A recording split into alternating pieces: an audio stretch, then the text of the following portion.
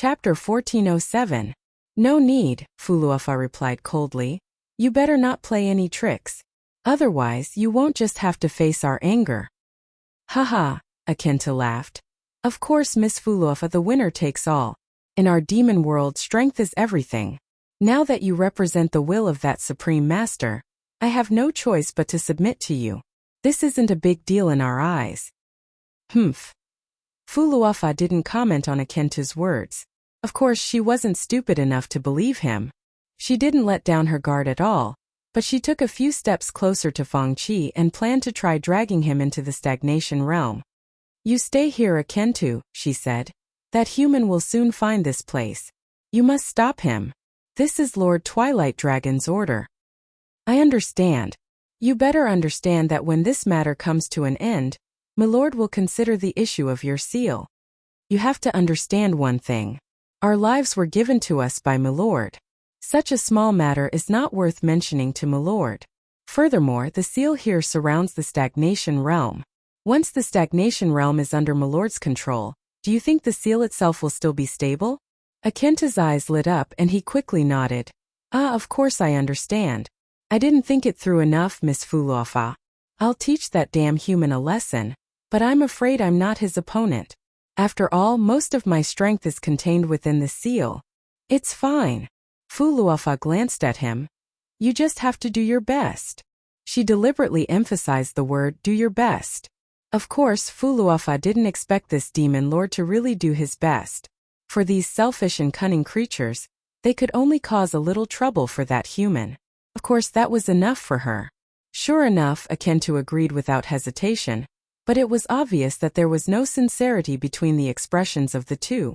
Fuluafa knew what the other party was thinking.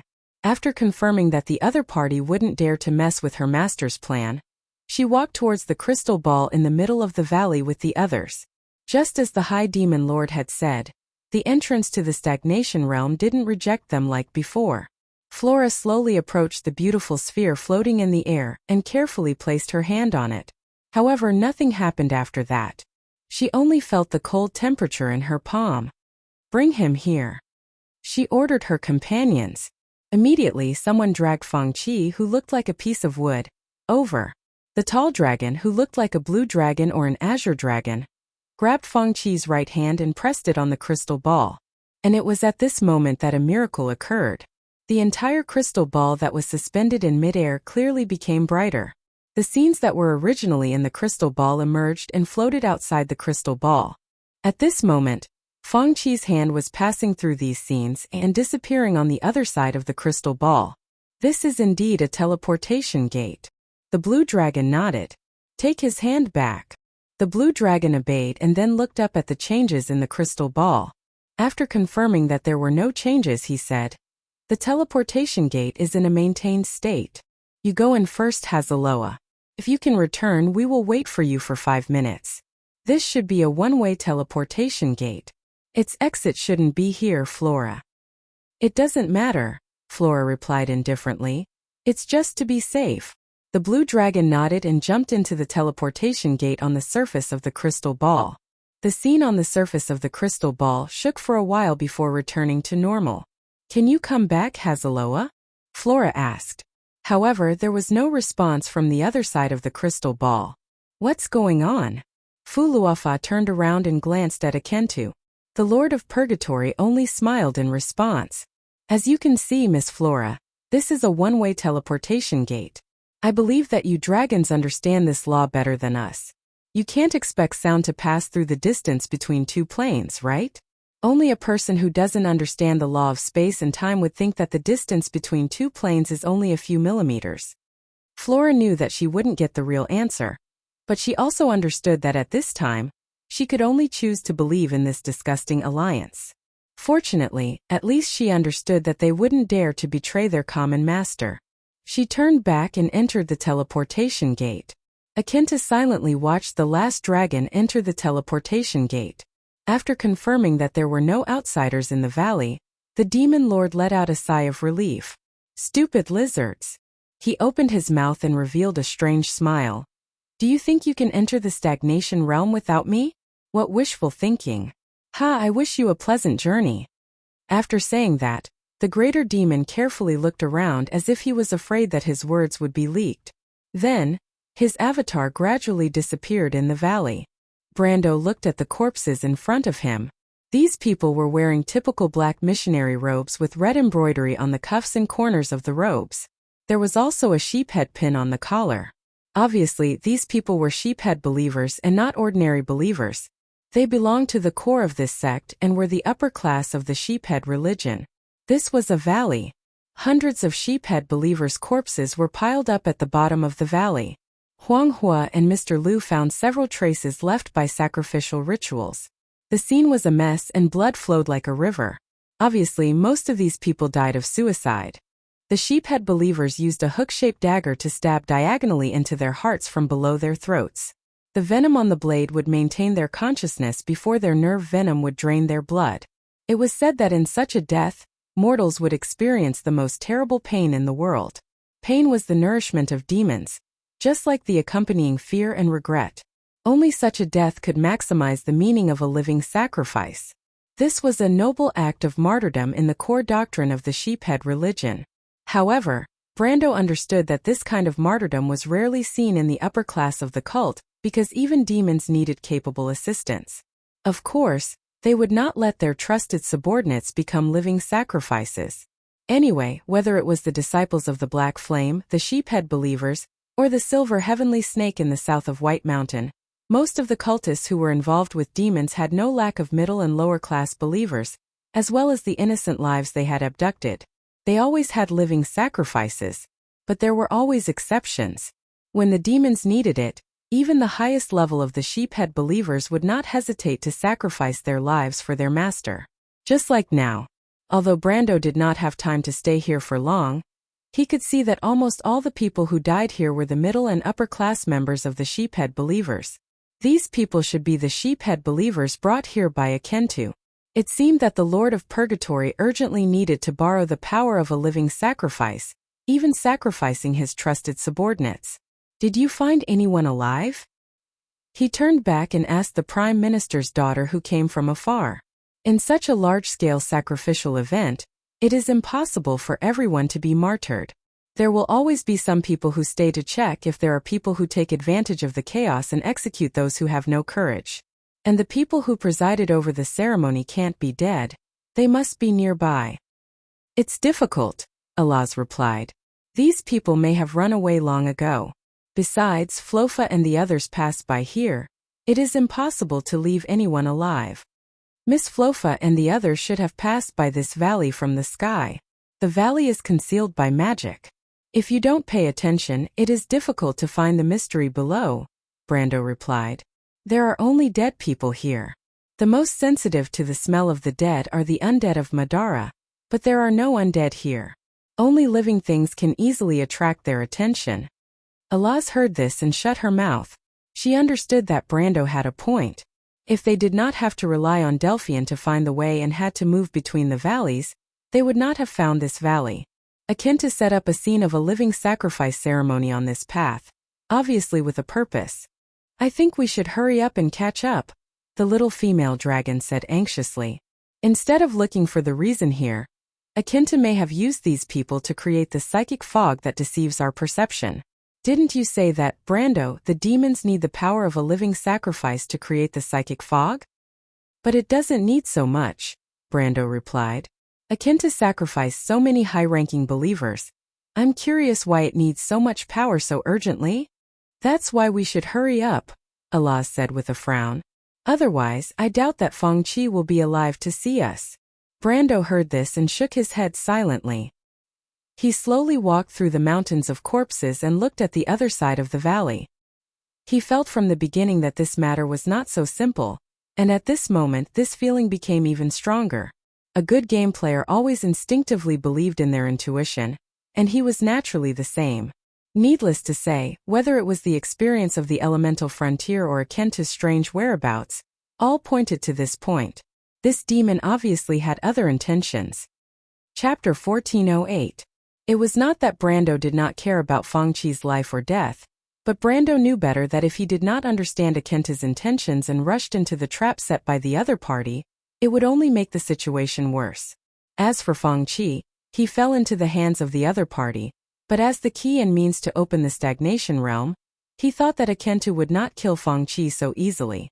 Even if Fangqi had to die, it would have to wait until the other party found the secret in the stagnation realm. Therefore, at least for the time being, Fangqi should be relatively safe. And if they had not plunged into Akentu's trap, the man from the phantom chariot would only be safer. Sure enough, it did not take long for Phoenix Flame to find the host of the ritual hiding in the valley. This person was called Lando, a high-ranking temple priest in the sheephead cult. He had more than a dozen guards around him at the time, but these mortal guards were not worth mentioning in the eyes of Allahs. Because Brando did not let them live in the end, only the priest survived. When he saw Brando, he was obviously scared out of his wits. The higher the status, the more you cherish your life. This sentence was vividly reflected in this cult priest. Compared to his brothers and sisters who generously died for him, this priest clearly did not cherish his own life as much as his love for his master. Brendel only threatened him a little, and the priest spilled out everything he knew like beans pouring out of beans. The magic circle sealing Akentu is divided into 3 layers. Its outer layer covers the entire Takik area, and the inner layer is the Green Sea Triangle area, the so-called sacred land of Atuk. The 3rd layer of the magic circle is here. In order to confirm this last question, Brando repeatedly asked 3 times before finally confirming that the 3rd layer of the magic circle sealing Akentu, which was also the core layer of this huge seal, was located in the last channel of the lunar channel. It took the sheephead cult 50 years to finally find this place, and the reason why Flora and Akentu could travel freely in the lunar channel was also because they had entered and exited here many times in the early days, and already knew the terrain inside like the back of their hand. Brando looked up and his face became serious. This living sacrifice ritual transmits power to the 3rd layer of the seal? Is it to strengthen the seal? But why would it do that? Is Akentu crazy? Alaz asked, puzzled.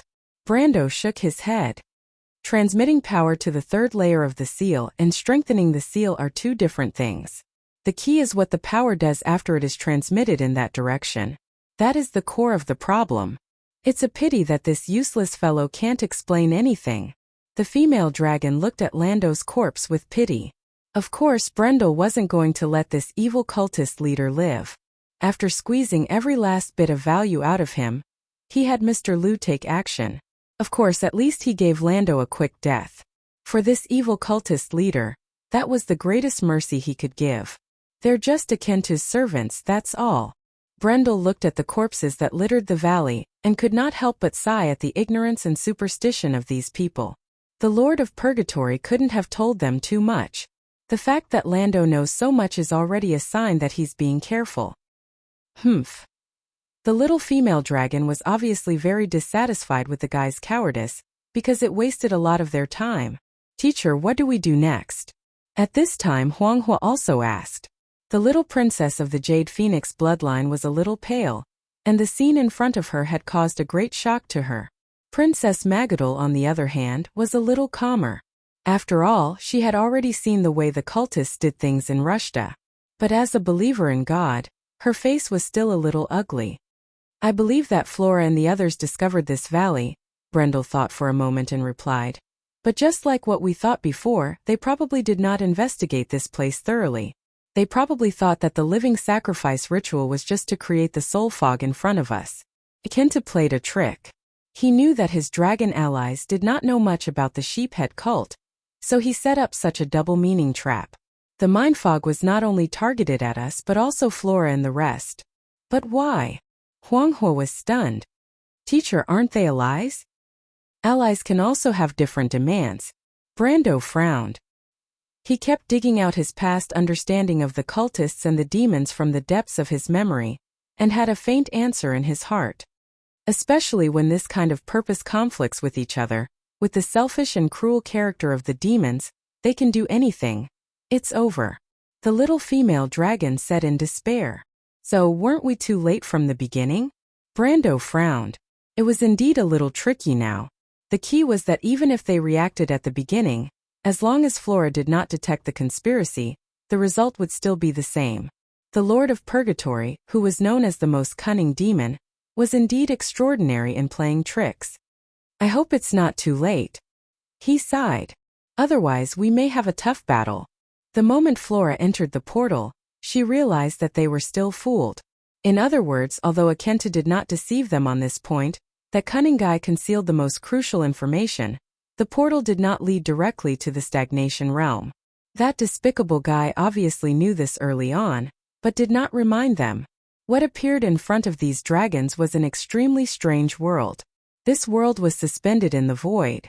The whole world was neither up nor down, nor left or right. It was as if it had no front or back, and there was no passage of time. There was only a monotonous gray in the world, but the clouds in the distance were rolling, and purple lightning constantly flashed from them. This world seemed to be extremely narrow but also extremely vast. Because the world they observed through their vision was vast and boundless, and there was no edge. This kind of spiritual feeling and visual contradiction was enough to make them feel extremely uncomfortable, as if they existed in a completely fictitious and distorted time. The dragons were the most sensitive to magic, including Flora. They only took a moment to confirm that this was the world under the huge magic formation in the valley. This is Akentu's sealed world. Flora gritted her teeth and said word by word. This sealed world existed between the stagnation realm and the present world. To be precise, the Bugas used this magic formation to seal Akentu in the gap between the two worlds. In this fictitious world, the Silver Folk used this sealing magic formation as the last barrier outside the gate of the stagnation realm. Not only did they seal this terrible demon, but they also blocked all the covetous eyes on the stagnation realm.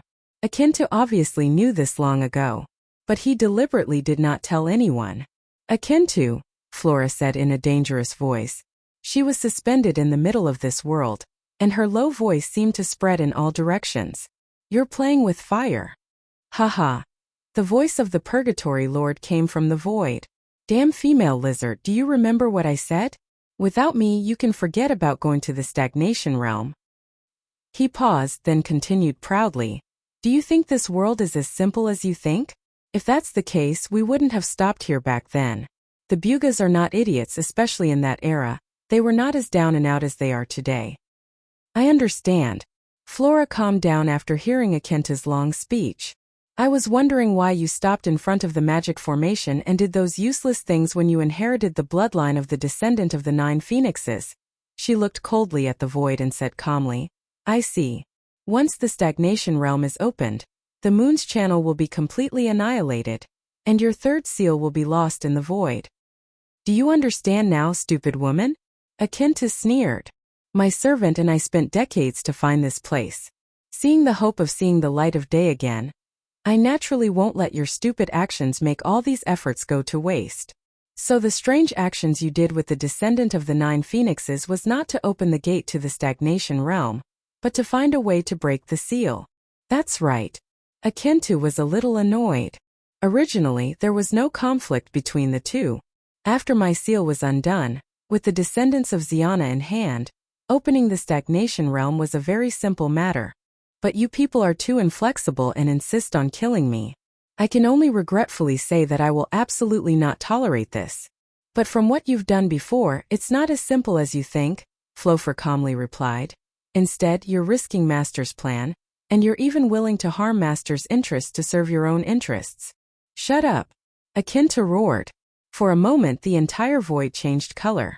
It was as if it was only in this world that it finally regained the demeanor of a demon lord. Don't always use my master's name to suppress me. I want you to understand, damned lizards, that I am the master's most outstanding and loyal servant. Even without you hindrances, I can still get things done. After a moment, the Lord of Purgatory seemed to be angered by the unchanging disdain on Flora's face. He furiously said, What, you don't believe me? You think I just wanted to ruin Master's plan on a whim? Ha! Akenta sneered. You will soon find out that my plan is foolproof. And your appearance in this place proves one point. You will soon see what kind of power a true demon king has. Chapter 1409. After the two parties left, the valley returned to silence from the brief clamor. But soon the peace was once again broken by the newcomers. Brando was the first to step into the basin, followed by Delphian, Huanghua, and the rest. The little female dragon ran from the back to the front, while Magadol was at the back of the team, escorting the two sisters. This world woven by the lines of law was not covered by any vegetation, so Brando could see the structure of the basin between the hills at a glance. The whole world was dark, and the ground was like a transparent glass plate above the abyss. The silver lines of law formed the undulations of the surface. In the distance it formed a dry river valley. Brando stopped. He first saw the huge crystal ball in the basin, and then a look of confusion appeared on his face. What's wrong? The Prime Minister's daughter followed behind him, and noticed the slight change in Brando's emotions and asked. Brando shook his head. He felt that he had been here before. Maybe it was because he was too nervous these days, he thought. Ever since the trip to the elemental frontier, he rarely had the chance to relax. Alaz had already run down the mountain. She stopped not far away, raised her head and sniffed her small nose and then shouted, "Stinky human, Flora has been here before." Brando was not surprised by this answer. The group went down the basin, and Magadol looked around. In fact, there was nothing to see in this barren environment, but people would always be subconsciously vigilant in an unfamiliar environment. Huanghua, Ling, and Lian clustered around her, making the nun princess look like a nanny of the monastery. This world reflects the barren and lifeless world. Mr. Brando, what kind of world is behind it, to reflect such a scene in the world of law?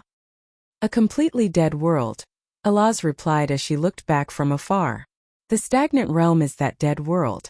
It is even more lifeless than the legendary kingdom of the dead, because it is a completely still world. After it was abandoned by the gods, this world's time has always been stagnant at that last moment. Speaking of which, the little female dragon replied, stroking her chin. It should be the war that created this scene, a war that has lasted since time immemorial, so tragic that it is beyond all of our imaginations. If Vaunt cannot escape this fate, it will eventually fall into the same world. Magadol frowned and bit her lip. I hope we can defeat the Twilight Dragon. Wone will not become like this. Alaz glanced at her. She did not tell her that Wone's elemental boundary had collapsed. If it were not for Brando and the sages of the previous era, this world would not be far from such a scene.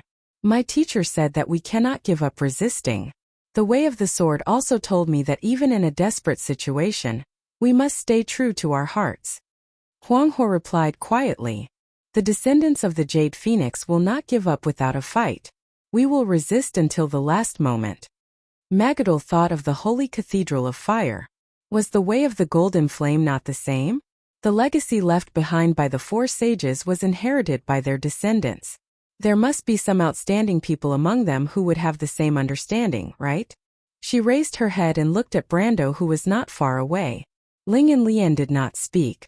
They only listened to the others quietly. Things about the Twilight Dragon were too far away from the world they were familiar with.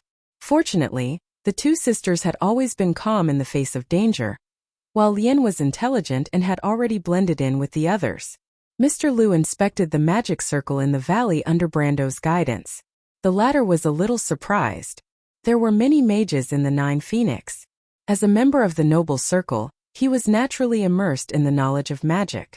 The magic circle here is directly based on the laws of this place. This is the first time I have seen such a method. Could it be that the magic circle can rely on something other than a physical object? The magic circle itself is the embodiment of the laws. Brando was not surprised. Wone was the origin of modern magic, and the magic civilization was much more prosperous than the Nine Phoenix. Their theoretical knowledge was far ahead of the latter. In fact, Tumen invented a magic circle that does not rely on a physical object, which is his elemental pattern. However, it took a long time for this method to be passed down to the mortals. He paused and looked at the magic circle hidden in the entire valley. But the magic circle here is not the work of mortals. It is the masterpiece of the Bugas. This magic circle is only the core part of a huge magic circle, but it is also the most sophisticated. Alaz heard this from the front and could not help but turn around and look at Brando curiously.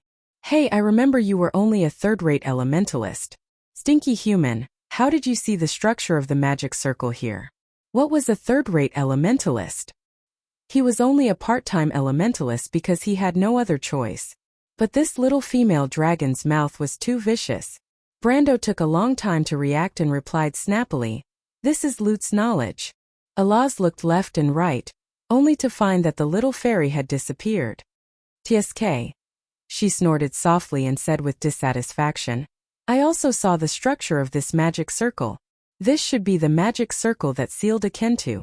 So that's how it is, it was sealed in the stagnation realm. No wonder it was in such a hurry to unlock the seal of the stagnation realm. It was to get out of there." Allah's face showed a troubled look again. "But if that's the case, isn't it troublesome? Should we enter the stagnation realm? Will that release that guy? Isn't that demon no match for Mr. Brando?" Lotus asked curiously.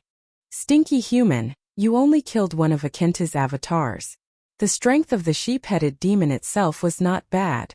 After all, it was a famous demon lord under the Scorching River. It was one of the main commanders of the Twilight Dragon Legion at that time. Its true body." Alaz looked at everyone present and replied word by word. "None of us here are a match for it. It should be at least the strength of a demigod." "Then what should we do?" the nun princess asked nervously. "Don't worry." Brando waited for the little female dragon to finish speaking before he said, "Things may not be that bad. I think Akentu's sealed place may not be the stagnation realm." "Stinky human, but this magic circle is obviously." Alaz raised her eyebrows and said unhappily, "It has nothing to do with the magic circle. Have you forgotten Flora?" Hearing the name Flora, the little female dragon obediently shut her mouth, but she still stared fiercely at Brando with her big golden eyes, as if the latter did not give a reasonable explanation, she would jump up and bite him. Brando's heart skipped a beat as he was stared at by this fellow, and quickly replied, "The Twilight Dragon sent Flora and the others here. It may not be to unlock the seal for Akentu." In this regard, Brando still insisted on his opinion. Otherwise, there would be no need for Akentu to fight with Flora and the others. "I think we should stick to our previous deduction. The two sides must have different goals and interests." "Is Miss Flora really here for the stagnation realm?" Magadol asked. This time, it was the Prime Minister's daughter who answered in place of Brando. Although Delphian did not speak much along the way, this did not mean that she was indifferent, but her attention had been focused on the riddle of the emerald. In fact, she agreed with Brando's opinion. "My lord's opinion is most likely correct. If we can't think of other possibilities without the support of logic, we should choose a more logical deduction," Delphian said. "If that's the case, Akentu's goal can't be to unlock the seal of the stagnation realm. Or at least it's not just that. If the interests of both sides are the same, no matter how chaotic the demons are, they will not panic. What if they are just putting on a show for us? Is that necessary?" "All right," Alaz said dejectedly. She actually did not care about this problem. But she was afraid that if things went wrong, Flora and the others who might have fallen into Akentu's hands would be in even more danger. Although that was just one of Brando's deductions, the dragoness actually agreed with this deduction. Her worries were similar to Brando's. She did not want Akentu to become stronger because the seal was broken. But now it was obvious that it was impossible not to take the risk. She sighed. "You've convinced me. What do we do next? Enter the stagnation realm directly?" "No, I don't support that." A sharp voice sounded. Everyone looked up and found that it was Lute who had flown back. The little fairy descended from the sky and landed on Lotus's shoulder. His face was bright red, and it was obvious that he had flown quite a distance. Then the little fairy said to the others, "This magic circle is just as Mr. Brando had guessed. Its place of seal is not in the stagnation realm, or else the magic circle would not be on this moon's channel. I think the Bugas sealed Akentu in the plane between the stagnation realm and the moon's channel, and cleverly used this magic circle to form a door. The Lord of the Purgatory had been the gatekeeper of the Bugas for thousands of years." "I don't quite understand, Mr. Lute," Magadol asked. "Is there a gap between worlds?" "Oh, Chapter 1410. Of course, but the moon's channel is not actually a world. At best, it's just a half-bit wall with incomplete laws." Lute raised his head and looked around the world, then said, "This may have been part of the elemental territory of the stagnation realm before, but it was completely destroyed in the war, leaving only this incomplete fragment. The Bugas forged it into the scene we see now. This was done through powerful magic." At this point, Lute's face also showed a sad look, because he suddenly thought of Won's elemental territory. His hometown was the same at the moment, torn apart. His people, Mistada's people, were still wandering somewhere at this moment. He paused, then continued to answer. The modern Bugas may not have such means. I suspect that there may be divine people who helped them complete such a great project. Of course, in that era, everything was possible. Brando stopped the sprite from further explaining in theory, and only said, the gap between the worlds has long been demonstrated by mages. In fact, it is part of the sea of magic. We call this part the ether plane and the astral plane. It is full of magic power more powerful than our world, and between the two worlds such space is often closed, so what Lute said is possible. So, Lute nodded, very satisfied with Brando's interruption. To be honest, the sprites were professional elementalists and mages. Although his profession was a swordsman, he was far more talented in magic than mortals. For a professional mage, it was still quite difficult to explain something so simply, compared to a dabbler like Brando. I think we can choose a simpler way, which is to bypass this seal directly and enter the stagnation realm. Bypass the seal? Everyone was taken aback. Yes, there is an additional benefit to doing this. The Moon's channel will complete its historical mission after the opening of the stagnation realm, and disappear completely. In this way, a Kenta's sealed place will fall into the gap between the void. Its sheephead followers may not be able to find the illusory sealed place even after 10,000 years. What's more, entering the void itself is a time-consuming and extremely dangerous thing. In other words, Princess Magadol said in surprise, it's equivalent to strengthening the seal on the Lord of Purgatory, right? Yes. That's great.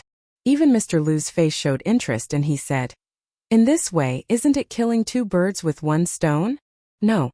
The little female dragon shouted loudly, causing everyone to look at her in astonishment. Why, Miss Alaz? Magadol looked at the little female dragon strangely.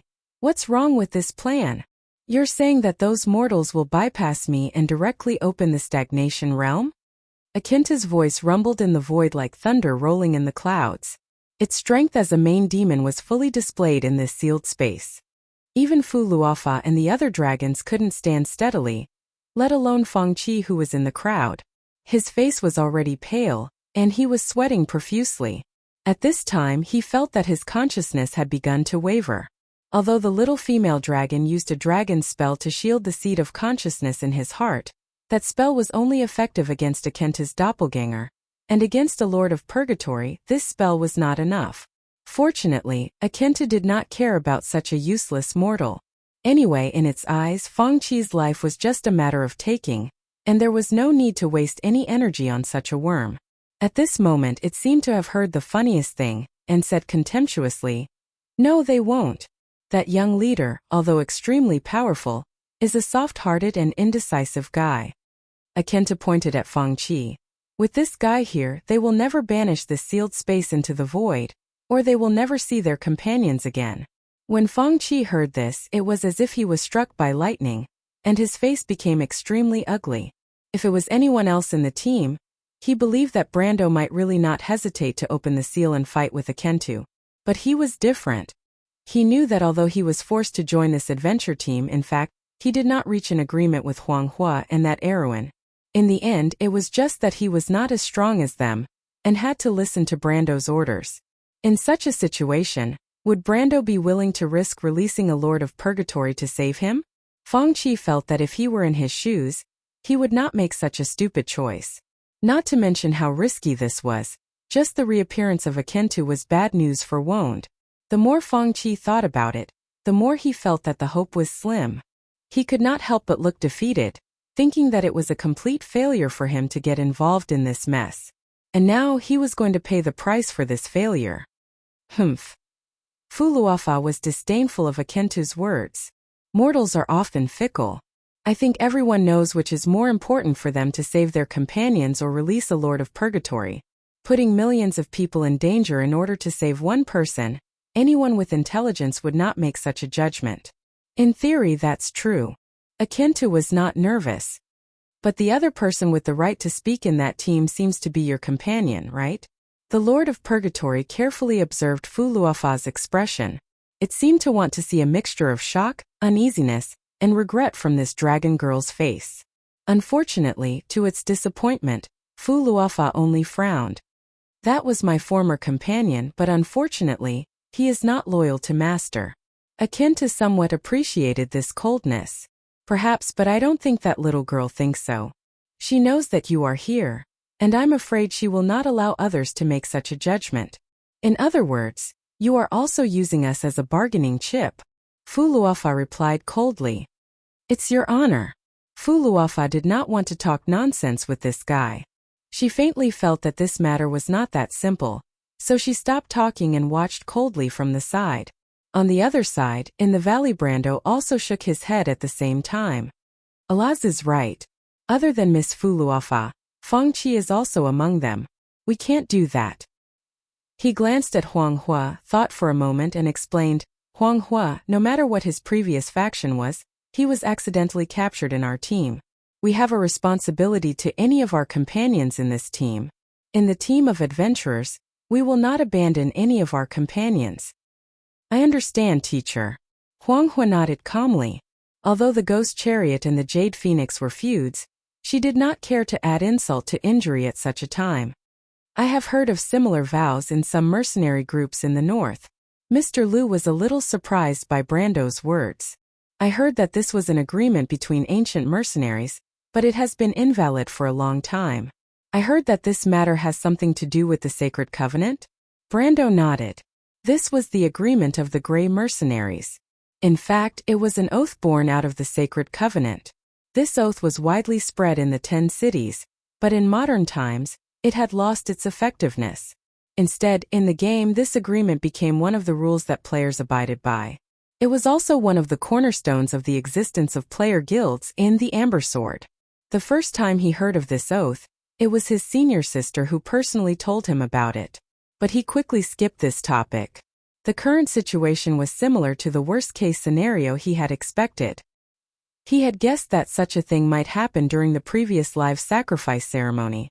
The power that Akinta gained from the live sacrifice ceremony was obviously used on its own seal. But it was not to strengthen the seal, but to accumulate the power to break the seal. This power may not be enough for this huge seal, but if combined with the loosening of the seal outside, it would be enough. And it may be far more than that. The seal of the Buga should be closed in many directions, whether it was the seal of the moon's channel leading to Akentu, or the seal leading to the moon's channel leading to the stagnant realm, or vice versa, they were all completely closed. But Akinta should have used the power of the live sacrifice ceremony to open one of the one-way channels, the portal of the moon's channel leading to its sealed place, which was much simpler than breaking the seal itself. But in this case they had to hold back. But for this, Brando had already made a judgment in his heart. We have to enter the stagnant realm. When he spoke, everyone quieted down at the same time. If we have to open Akinta's seal, we have to at least ensure the integrity of this magic circle. What do you mean, Brando? Let me explain. Lute understood what Brando meant and replied. This seal magic circle is closed in many directions. It closes the many exits of the ether plane where the sealed place is located from the magical structure. If we have to open this seal, we have to guide Akinta to break through the exit that at least wants to break through to reduce the loss. For example, what we need is a one-way exit into the stagnant realm, so we don't need to open the exit of the stagnant realm to the moon's channel or the green sea outside, and vice versa for the sealed place. I understand. At this time the others also understood. That is to say, let Akinta break through the seal in the direction of the stagnant realm. So even if it breaks through the seal, it will only reach the stagnant realm, and the connection between the stagnant realm sealed by this magic circle and the wound will not be opened. Lute nodded. Chapter 14:11.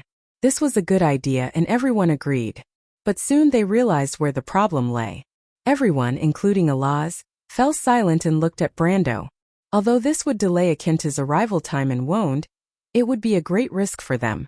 Because if that happened, they would most likely have to face a real demon lord in the stagnation realm. That was not something that Akinta's doppelganger could compare to.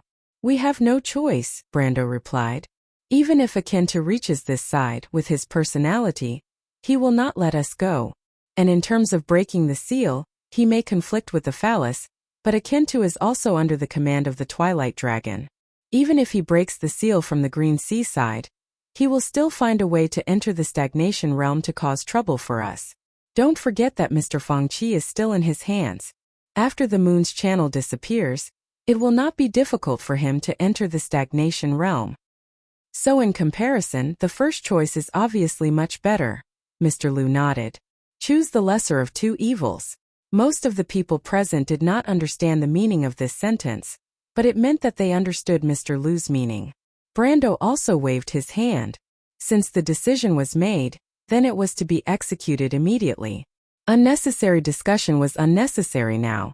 Knowing that they were about to face a big battle, everyone present could not help but be more nervous. After all, it was not like the battle with the Void Reaver. The opponent was a demon lord. In terms of strength, it was close to the existence of a god. Modifying the seal itself was not complicated, especially with Phoenix Hua, a descendant of the 9 Phoenix bloodline in the team. Brando and the others were different from Akentu. They were not rejected by the magic circle, so it did not take long for Alaz and Magadal to make some basic changes to the core of the magic circle under Lut's guidance. Fortunately, Brando's request was only to open up a one-way tunnel to the stagnation realm. Otherwise, with their abilities, it would take more than a day or two to complete this massive project. After all, this huge ceiling circle was the masterpiece of the Buga people in the era, when the Silver Library of Babel Fortress had not been lost. Akentu and his followers spent decades of effort to dismantle the periphery of the circle little by little. Although its core was not as large as the 2 circles outside, it was not to be underestimated. The method of modifying it was not complicated for the descendants of the Xiana, but the work was complicated and trivial. It took a full 4 hours for Alaz and the other 2 to complete the basic preparations. When the last step was completed, the 3 of them let out a long sigh of relief. The little female dragon frowned and complained, "If it's just a path to the stagnant realm, there's no need to go through so much trouble. It's all that damn sheep-headed guy's fault." Alaz's strange words that came out from time to time. Even the nun princess who worked with her could only smile helplessly. The terrifying demon lord in the eyes of ordinary people was like an irreconcilable enemy to this young lady. After getting Lut's approval, Brando finally brought Huang Hua to the crystal ball suspended in the center of the valley. He looked down at his student who he had not known for long. Even in such a situation, the latter was calm and steady enough. "Are you ready?" Brando asked. Huang Hua nodded. She wore the pair of 9 phoenix gloves on her hands, and the green jade sword had been sheathed and hung at her waist. At this time, the long sword had become a backup for her. After a series of battles, she had become more and more skilled in close combat techniques. Speaking of which, the little princess of the Jade Phoenix bloodline had been practicing swordsmanship for far longer than the time she had been learning under Brando, but the latter's talent seemed to be innate. Although such talent depended on herself, Huang Hua's gratitude to her teacher had not faded at all, because if it were not for Brando, she might not have been able to find a path that was truly suitable for her in her life. "Get ready." Huang Hua stretched out her right hand and reached for the crystal ball. As the crystal ball was suspended high, she even had to tiptoe to touch the surface of the crystal ball. Seeing this, Brando directly cast a levitation spell on her to make it easier for his student. After all, this movement might last for a few minutes. At the same time, the scene that Fangqi had seen before reappeared again. The scene on the crystal ball emerged. But this time the scale was far greater than before. Even the magic circle in the entire valley became bright and dazzling. "Now!" Brando shouted. It was as though the world in the void had fallen into silence ever since the argument a moment ago. However, Fu Luofa knew that this was only on the surface. The Lord of Purgatory was making various preparations and attempts to break the seal. She even believed that even if the humans outside didn't come, Akinta would still have a way to break the seal. Otherwise, he wouldn't have specially captured the 9 phoenixes. In fact, Fu Luofa's only goal was to enter the stagnation realm and complete her master's order. As for other matters, she was indifferent. Although Akinta's private actions made her a little annoyed, that was all. In comparison, she was actually more happy to see this Purgatory Lord succeed. However, she had a faint intuition in her heart that told her that things were not that simple. Of course, she naturally wouldn't warn Akentu. Moreover, Akinta might not listen to her. The dragons behind Fu Luofa all followed her lead and wouldn't easily speak.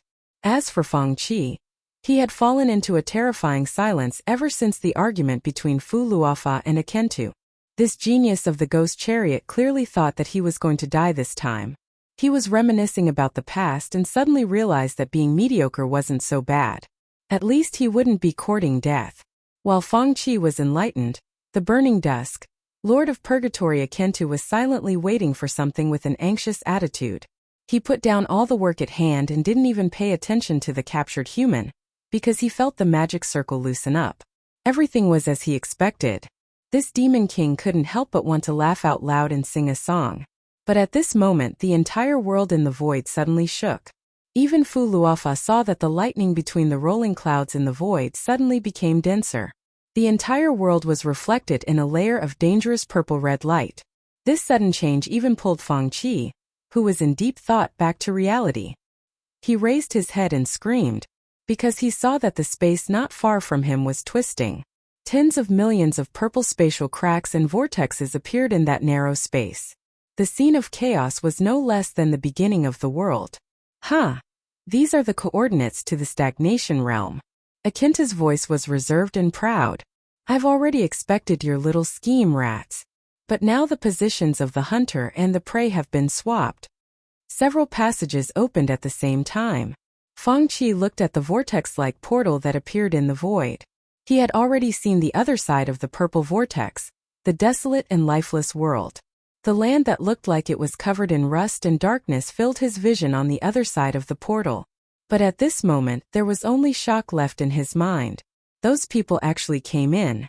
They even did not hesitate to release a purgatory king to open the seal and save him. Although Brando's purpose was not as simple as saving him, at this moment, this genius of the Phantom Chariot lineage was filled with great gratitude for the first time. He could not help but blink, feeling as if sand had entered his eyes. Unfortunately, the violent dragons around Feng Qi did not care about the feelings of this genius of the Phantom Chariot. Under Fu Luofa's order, all of them threw themselves into those portals.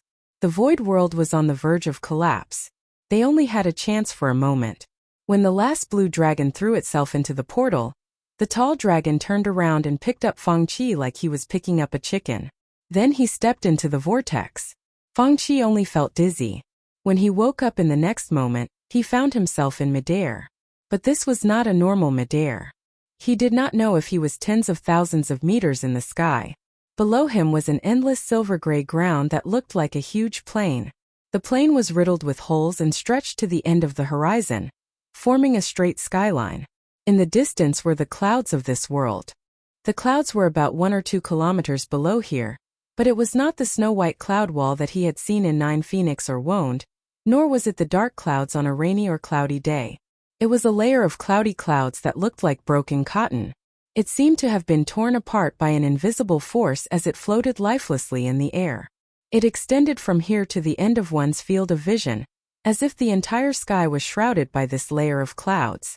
When Feng Qi saw this world for the first time, he felt endless pressure, as if this was a dead world. But it was not the world of the dead described in the Pale Epic. Instead, the whole world had lost its vitality. It was as if he could only see the dark surface, but Feng Qi could feel that under the surface, it was also cold and silent. There was no flowing lava. It was at this time that the blue dragon that grabbed him suddenly retreated, and a lightning-like radiance flew past Feng Qi's face. This sword light was so familiar that the genius of the Phantom Chariot, who was originally dismissive of it, suddenly came to life. He looked in that direction with some excitement. Sure enough, he saw the young man from Erewhon. He recognized this sword technique. This was the flash strike sword technique, the legendary sword technique of the head of the 4 sages of Woned. Chapter 14:12. Compared to others, the stagnant realm in Brando's eyes was perhaps more real. The vast ground was a mixture of dark brown and mottled red, like a mottled river of pollution, but more of it was gray, the color of cement and metal. Brendel was certain that he was looking at a city of death. The roads that intertwined like a spider's web occupied his entire field of vision. This was a city that he was extremely familiar with, not only because it contained the characteristics of that era, but more importantly, a black tower stood in the middle of the city, and the entire city's road network was like the veins of a hedgehog's nest. He had seen this tower more than once. But in that dream, the black tower was far from as tall as what he saw now. It might be tens of thousands of feet high. Even from a few kilometers away in the air, he could still feel the oppressive pressure of the tower. The giant tower occupied about a quarter of the entire city. With it as a landmark, the field of vision was enough to extend for thousands of kilometers, but even the horizon was affected. It seemed to be narrowed under the contrast and could not accommodate the suffocating scenery. The entire sky and the ground floated with a gray color, like the waste dust of industrialization, or the silent wasteland after a nuclear war. Everything was killed, there was no movement, not even a trace of wind. Although when observed from outside the stagnant realm, some areas of this land may be engulfed in a perfect sandstorm unimaginable by humans. After Brando passed through the portal, his mind was completely attracted by the giant tower in front of him. He seemed to see every sentence of the dark prophecy flashing in the darkness. 16. The Tobua lost moon took away the light. XX. Jvn the light lost. 17. The Esther the silver generation was lost on the earth, marching forward in the darkness and ignorance. 8. The encounter of the emperor and the fool. 9. The rusty clockwork was being reset. XX world the sword that changed fate. This was a world devoid of life. There was no sun, nor was there a magical moon. However, the entire world was not immersed in darkness. Instead, it reflected a pale gray color. But perhaps complete darkness was better, because darkness could hide the hideous scars. Like now, it gave the illusion of a lifeless corpse lying on a cold bed under the dull light. Brando felt that this was a world that had gone through a trial. Just like the trial described in the Book of Revelation, after the calamity, everything was gone. Whether it was heaven or hell, there was only dead silence left. This was not the world he knew. Instead, it was more like a world he was familiar with. But no, it wasn't the same. That world was not so big and vast. He raised his head, and his dark brown eyes could not reflect the arc of the planet on the horizon. Moreover, this huge tower. In his memory, there was absolutely no such giant tower. Brando had an unreal feeling in his heart. This lifeless city was like a symbolic memory, causing a deeper tremor in the depths of his heart. He actually felt that he had been here before. But there was no relevant memory in his heart at all. Brando suddenly panicked. He felt that the world was calling him. All its laws and powers were in harmony with him. The uncomfortable feeling of being out of place in Vaunt had disappeared.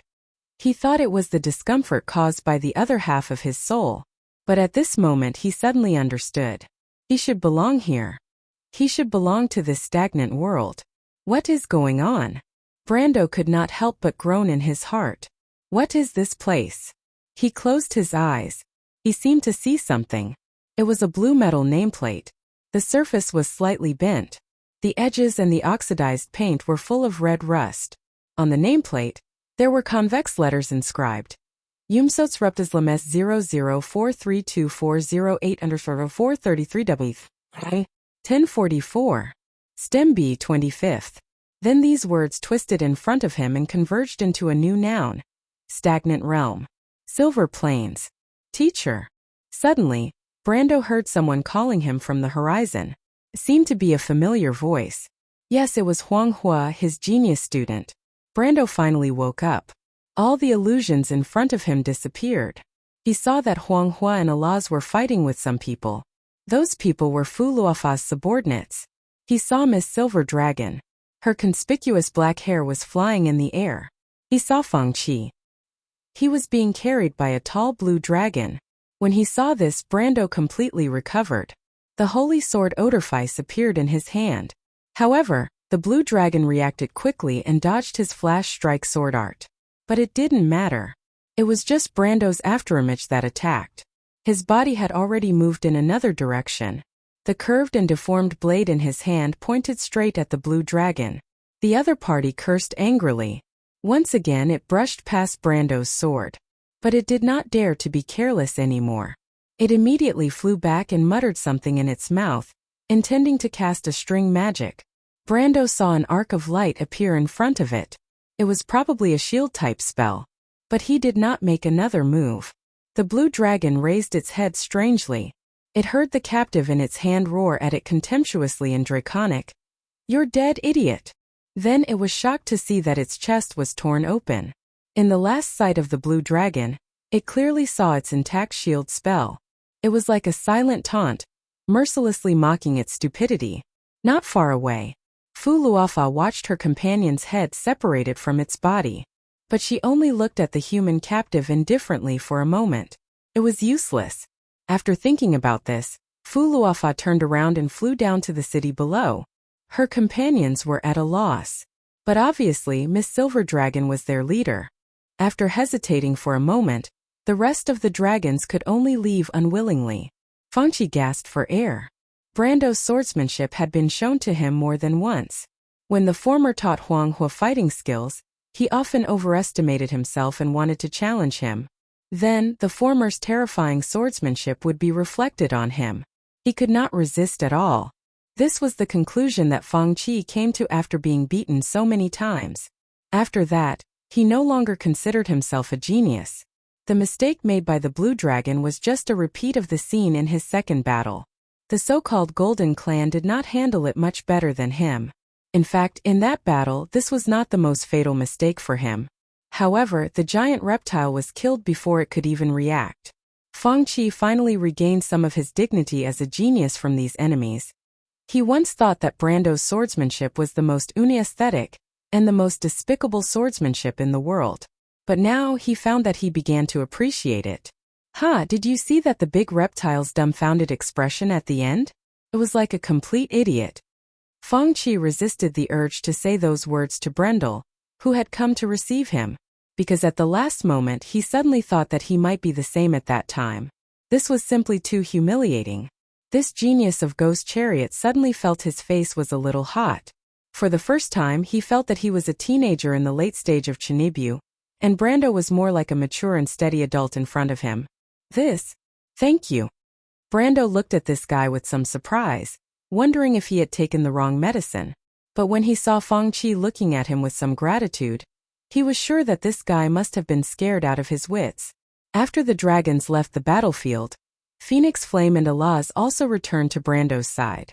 The little female dragon chased after Flora for some distance, but could not catch up. The silver dragon was second only to the blue dragon in terms of speed. The latter was known as the Sky Dragon. It was said that part of its bloodline was of the wind elemental race, and was a distant relative of the wind dragon of the Mountain of Stopped Storms. In terms of flying skills, no one could beat it. Alaz had now returned to her dragon form. It was the first time Brando saw her graceful dragon form. Whether by human or dragon standards, she was a beautiful dragon. However, the little female dragon seemed to be a little angry. She did not allow Brando to look at her, and threatened that if Brando dared to look at her more than twice, she would gouge out his eyeballs and feed them to the pigs.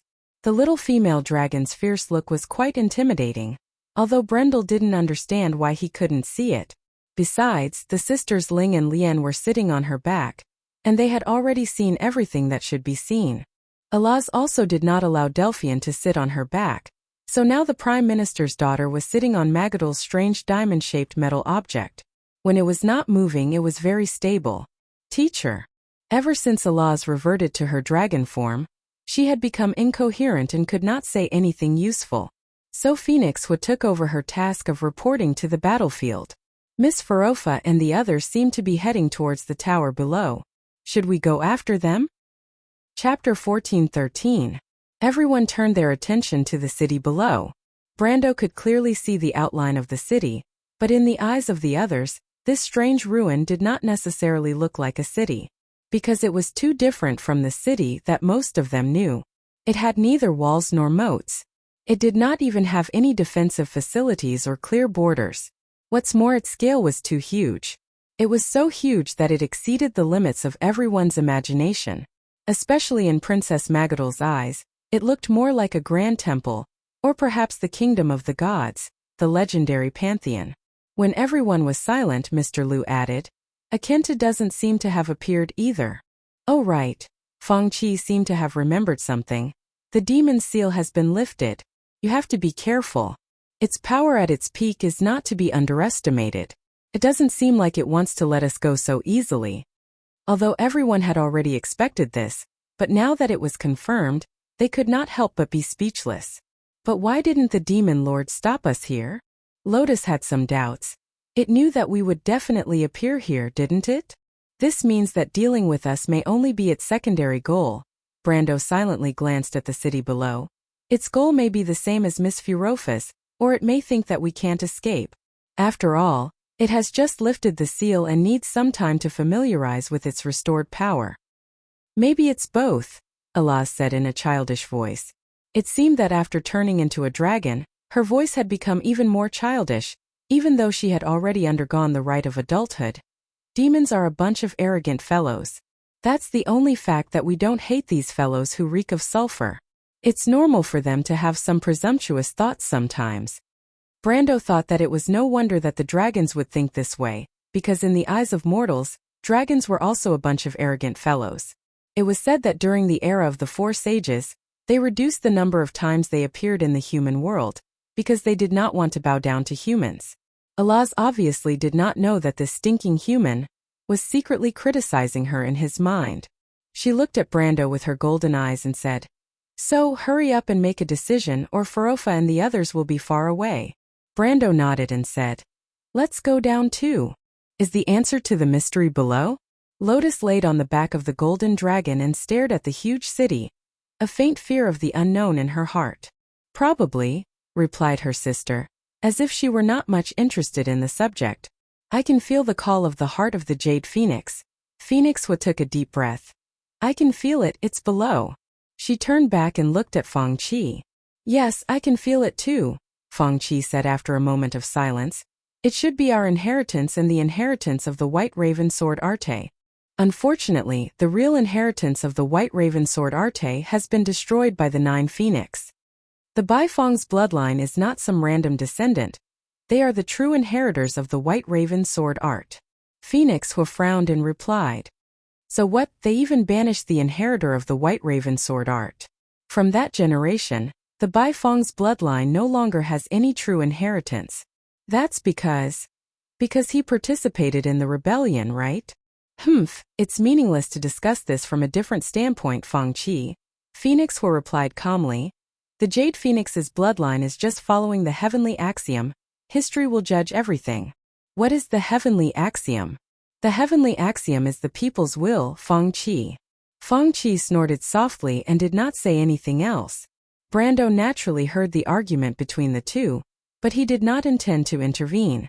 This was the 9 Phoenix's own business, and it was not up to outsiders to criticize. The others were obviously even less interested. Lotus and Delphian were arguing about what the city below was. The little girl stubbornly believed that it was an ancient ruin, perhaps a holy temple or something similar. The Prime Minister's daughter, on the other hand, pointed out the nature of the city. She believed that the city had many distinct functional areas, and it was obviously a settlement of a civilization.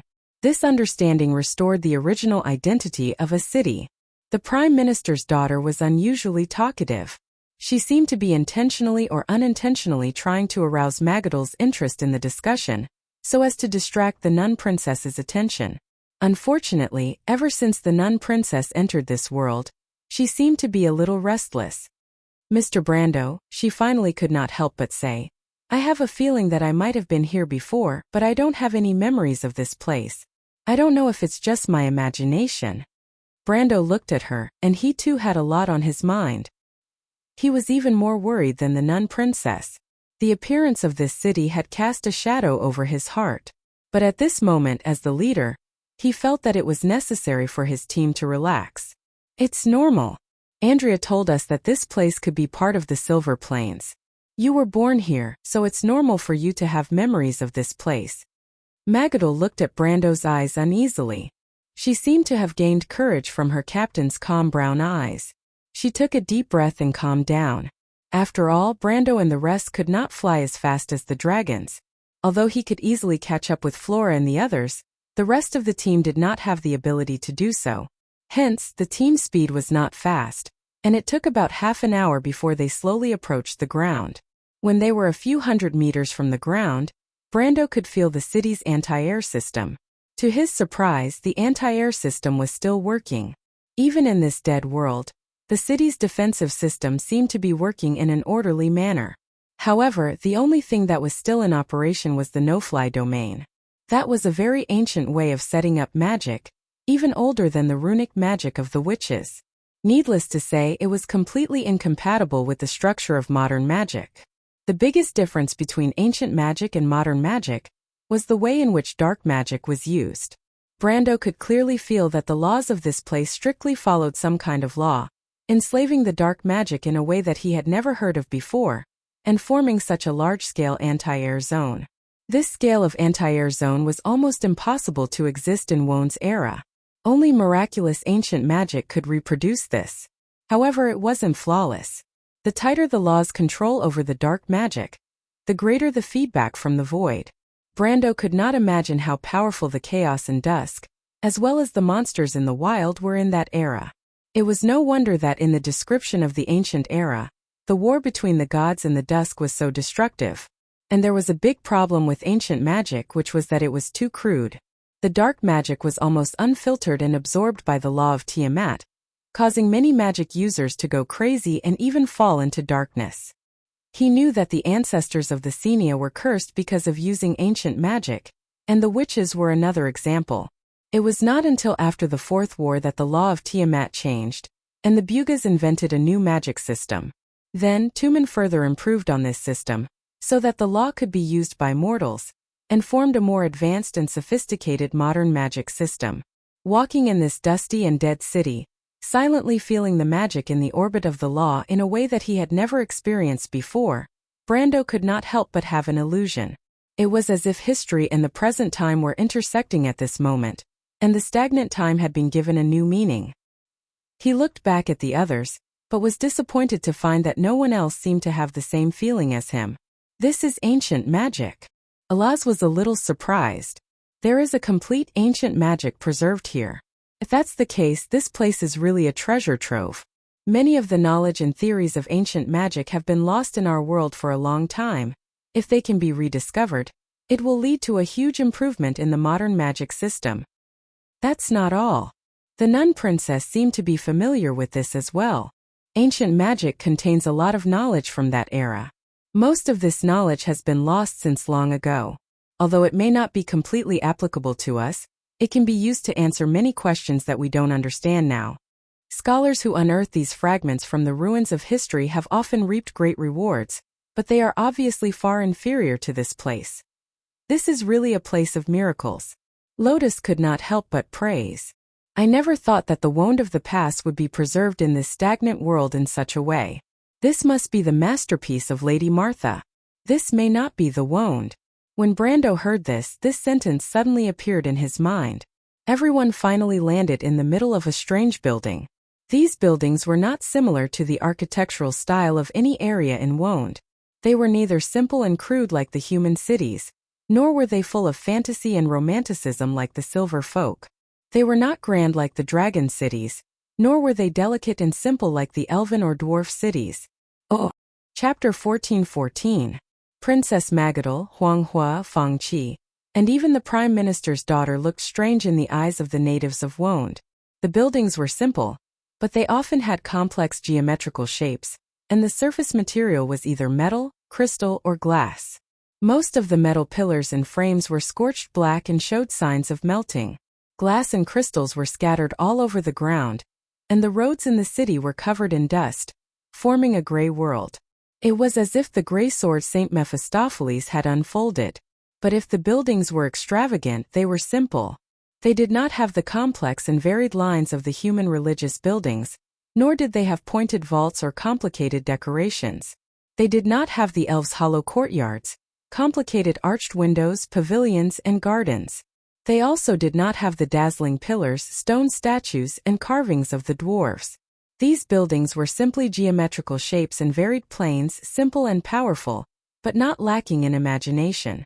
Everyone was stunned, as if they had come to a different world. They did not even notice that their leader seemed to be very familiar with this place. Princess Magadal was studying the ground. The ground was also paved with metal. She gently rubbed it with her finger, and the dull light on the metal became brighter. "Mithril!" she exclaimed, her eyes filled with shock and disbelief. This discovery caused a stir among the others, because the entire street, or more accurately, most of the buildings in the city, were paved with the same metal. A city built with mithril. Everyone's eyes were filled with shock, and of course, there were a few who had a fanatical look in their eyes. Among them were Ling and the little female dragon Alaz.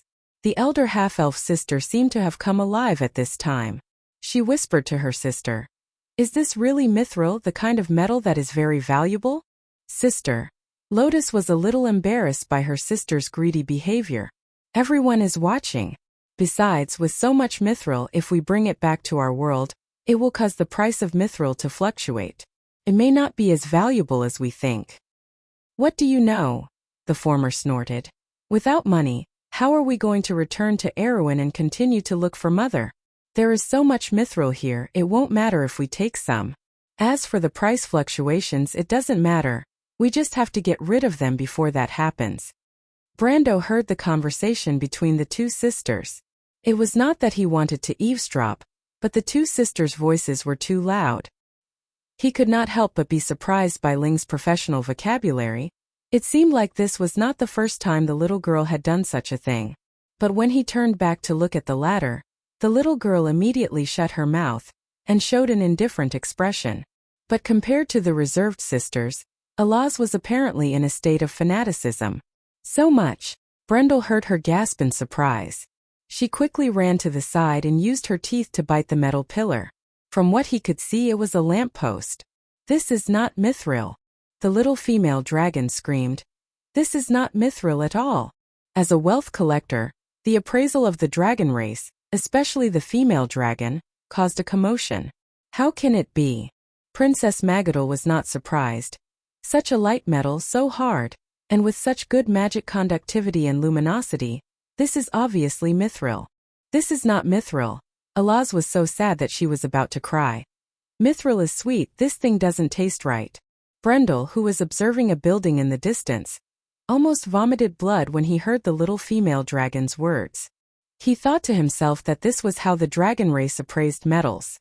He could totally imagine that for the dragon race, the higher the value of the metal, the more delicious it would be. So gold was probably chocolate flavored. But he had already recognized the identity of this metal. It was titanium alloy. The whole city used a large number of titanium alloy structures, including the paving of the ground. It was obviously not as simple as a city. Brando had a vague feeling that this thing was more like a fortress. It was too advanced. It was far beyond what he knew of that era. He looked up and stared at the gray sky, but it was as if he saw the bright stars of Wonde on a summer night in the mountains of Buchi. That night he stared at the boundless night sky in the same way and asked himself, "What is this? Why did he come to this place? Was it a mission given to him by the unseen world that made him want to save the country of Erewhon?" And at this moment, the answer to this question seemed to be extended to multiple meanings.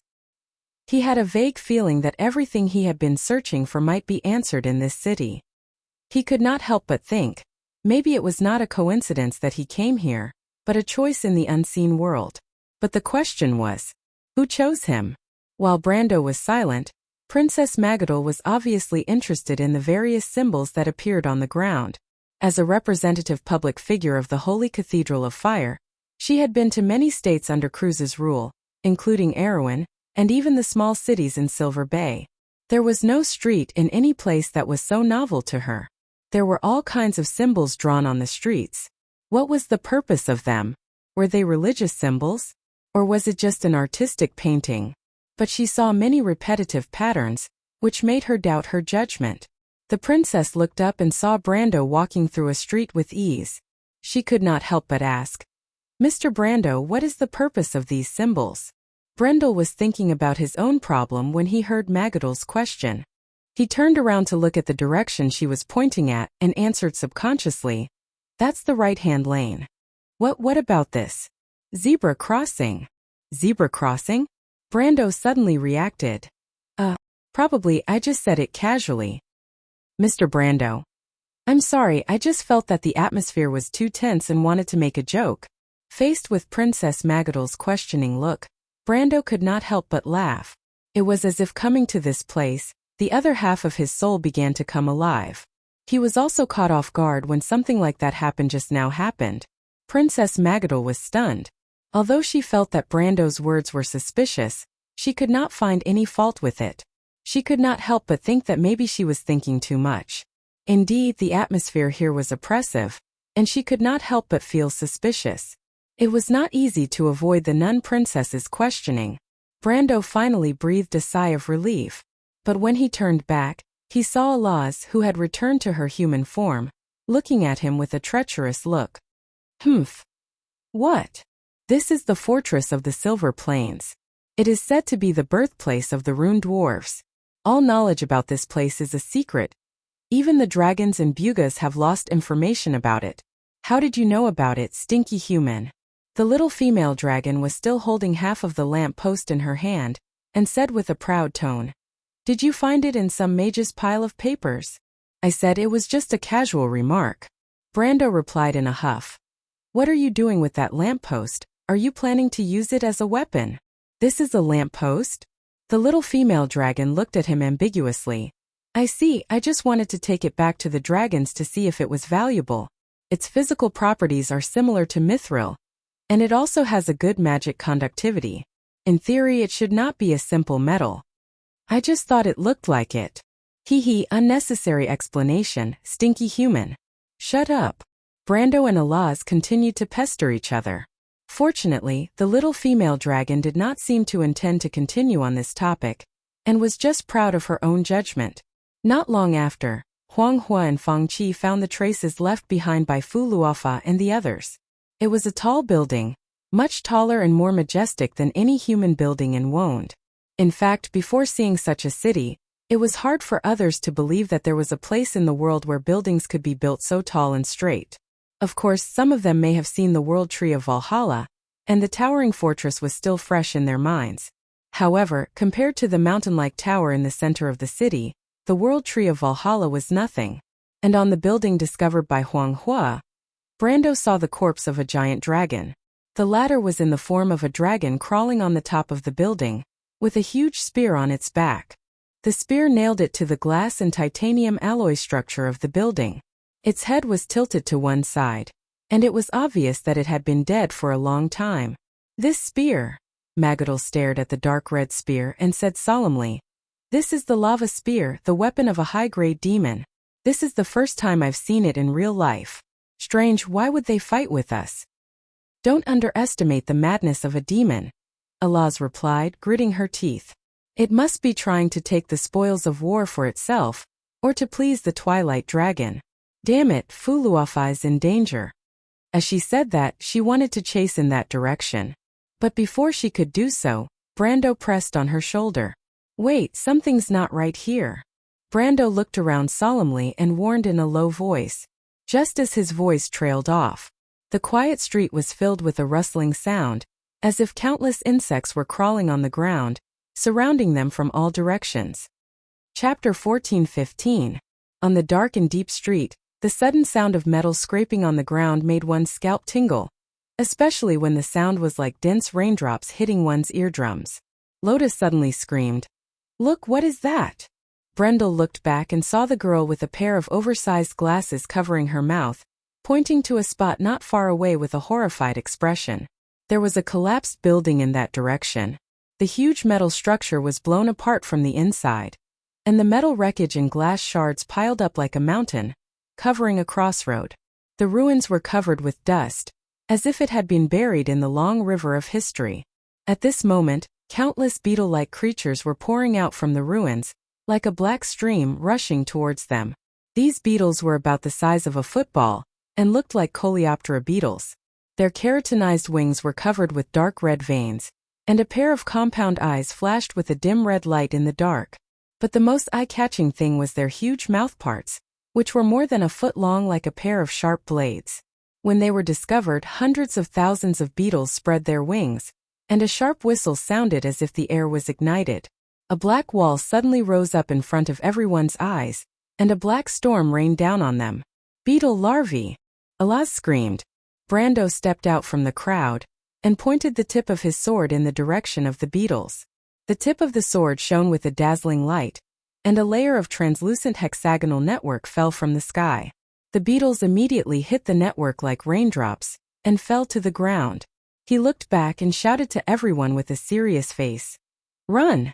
Everyone looked around, and found that the disgusting creatures were everywhere, and their numbers were uncountable. The squeaking sound was the sound of the beetles crawling on the metal ground. "We are surrounded, Mr. Brando," Princess Magadol shouted anxiously. Brando took a deep breath, and felt guilty for his negligence. The city attracted too much of his attention, and he did not notice the threat close at hand. However, these horseshoe mites were not simply hiding. Otherwise, his darkness perception would have warned him long ago. He closed his eyes. Everyone heard a soft buzzing sound, and a layer of black ripples swept out in all directions with Brendel as the center. It was as if there was a visible airflow that made everyone's robes flutter. When Phoenix Fire turned around, her emerald eyes reflected the scene of thousands of locusts being swept away by the black ripples. The swarm of locusts formed a white ripple, and from afar, this ripple was spreading at a speed faster than the speed of sound from the front to the back of the swarm. Phoenix saw this scene, and her eyes were filled with horror.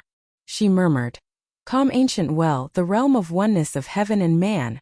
This is the materialization of the power of the soul. Teacher."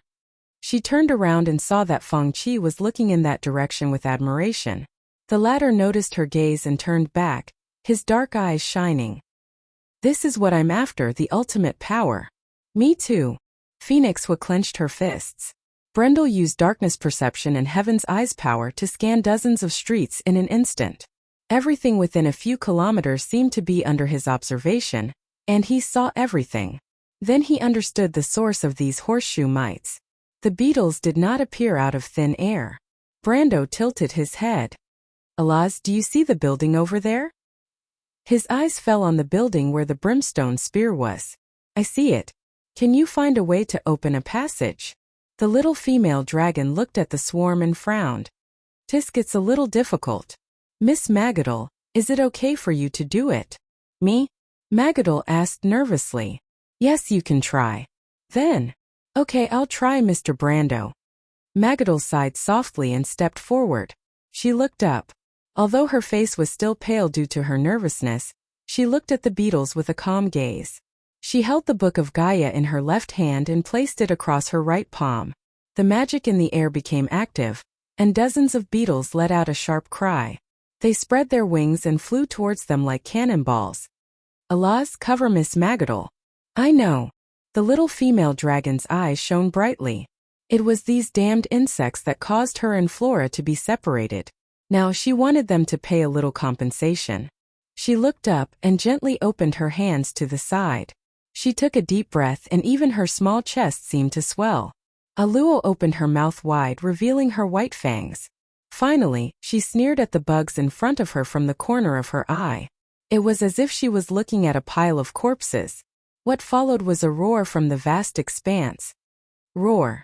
The dragon's roar swept across, and the harsh sound waves caused the lines of law in her field of vision to vibrate at a frequency visible to the naked eye. Silver lines spread out in all directions, and as they vibrated, they formed sharp peaks and valleys. Wherever they passed, the wind howled, and sparks flew from the metal floor. The fire borrowed the strength of the wind, and in the blink of an eye, it turned into a sea of fire, engulfing the beetles that flew towards them. Alaz opened her mouth wide, and an endless roar burst out from her small chest, forming a storm in the blink of an eye. The horseshoe beetles lowered their bodies under this terrible power, hooking their 6 legs tightly to the ground, as if the slightest mistake would blow them away. At this time, Magadol's right palm drew a 120-degree arc in the air, and finally landed gently in front of her. It was a blade. Countless silver lines flashed in the air. With a loud bang, half of the street seemed to have been sunk by this blade. The streets on both sides collapsed towards the center, and the low, deep sound of metal breaking echoed in the air. Thousands of locusts were reduced to ashes by this attack. Everyone was dumbfounded, although Magadol had shown greater power on the previous battlefield, but in the smoke-filled battlefield, it was not as direct as this scene. Andrea had claimed more than once that Magadol was the 13th daughter of Gaia, a real titan, and at this moment, they finally believed that this elegant and cultured princess was a descendant of the titans. This power! Lotus could not help but widen her eyes and gasped. Miss Magadol is also so powerful. That is not Miss Magadol's power. Phoenix Flame shook her head gently and looked up at the city with some respect. This is the power of Tiamat. The little female dragon finally stopped roaring. She replied excitedly, "This is the battle style of the divine people. After tens of thousands of years, there is finally someone who can fully display the power of Lady Martha again. Although it's not complete, it already has the grandeur of the past. I've finally seen it. This is a power that even Lady Owenlos and the previous king have never seen before. It's the network of the divine people." Network. Legend has it that with the help of Lady Martha, the divine people weaved a large net in this world.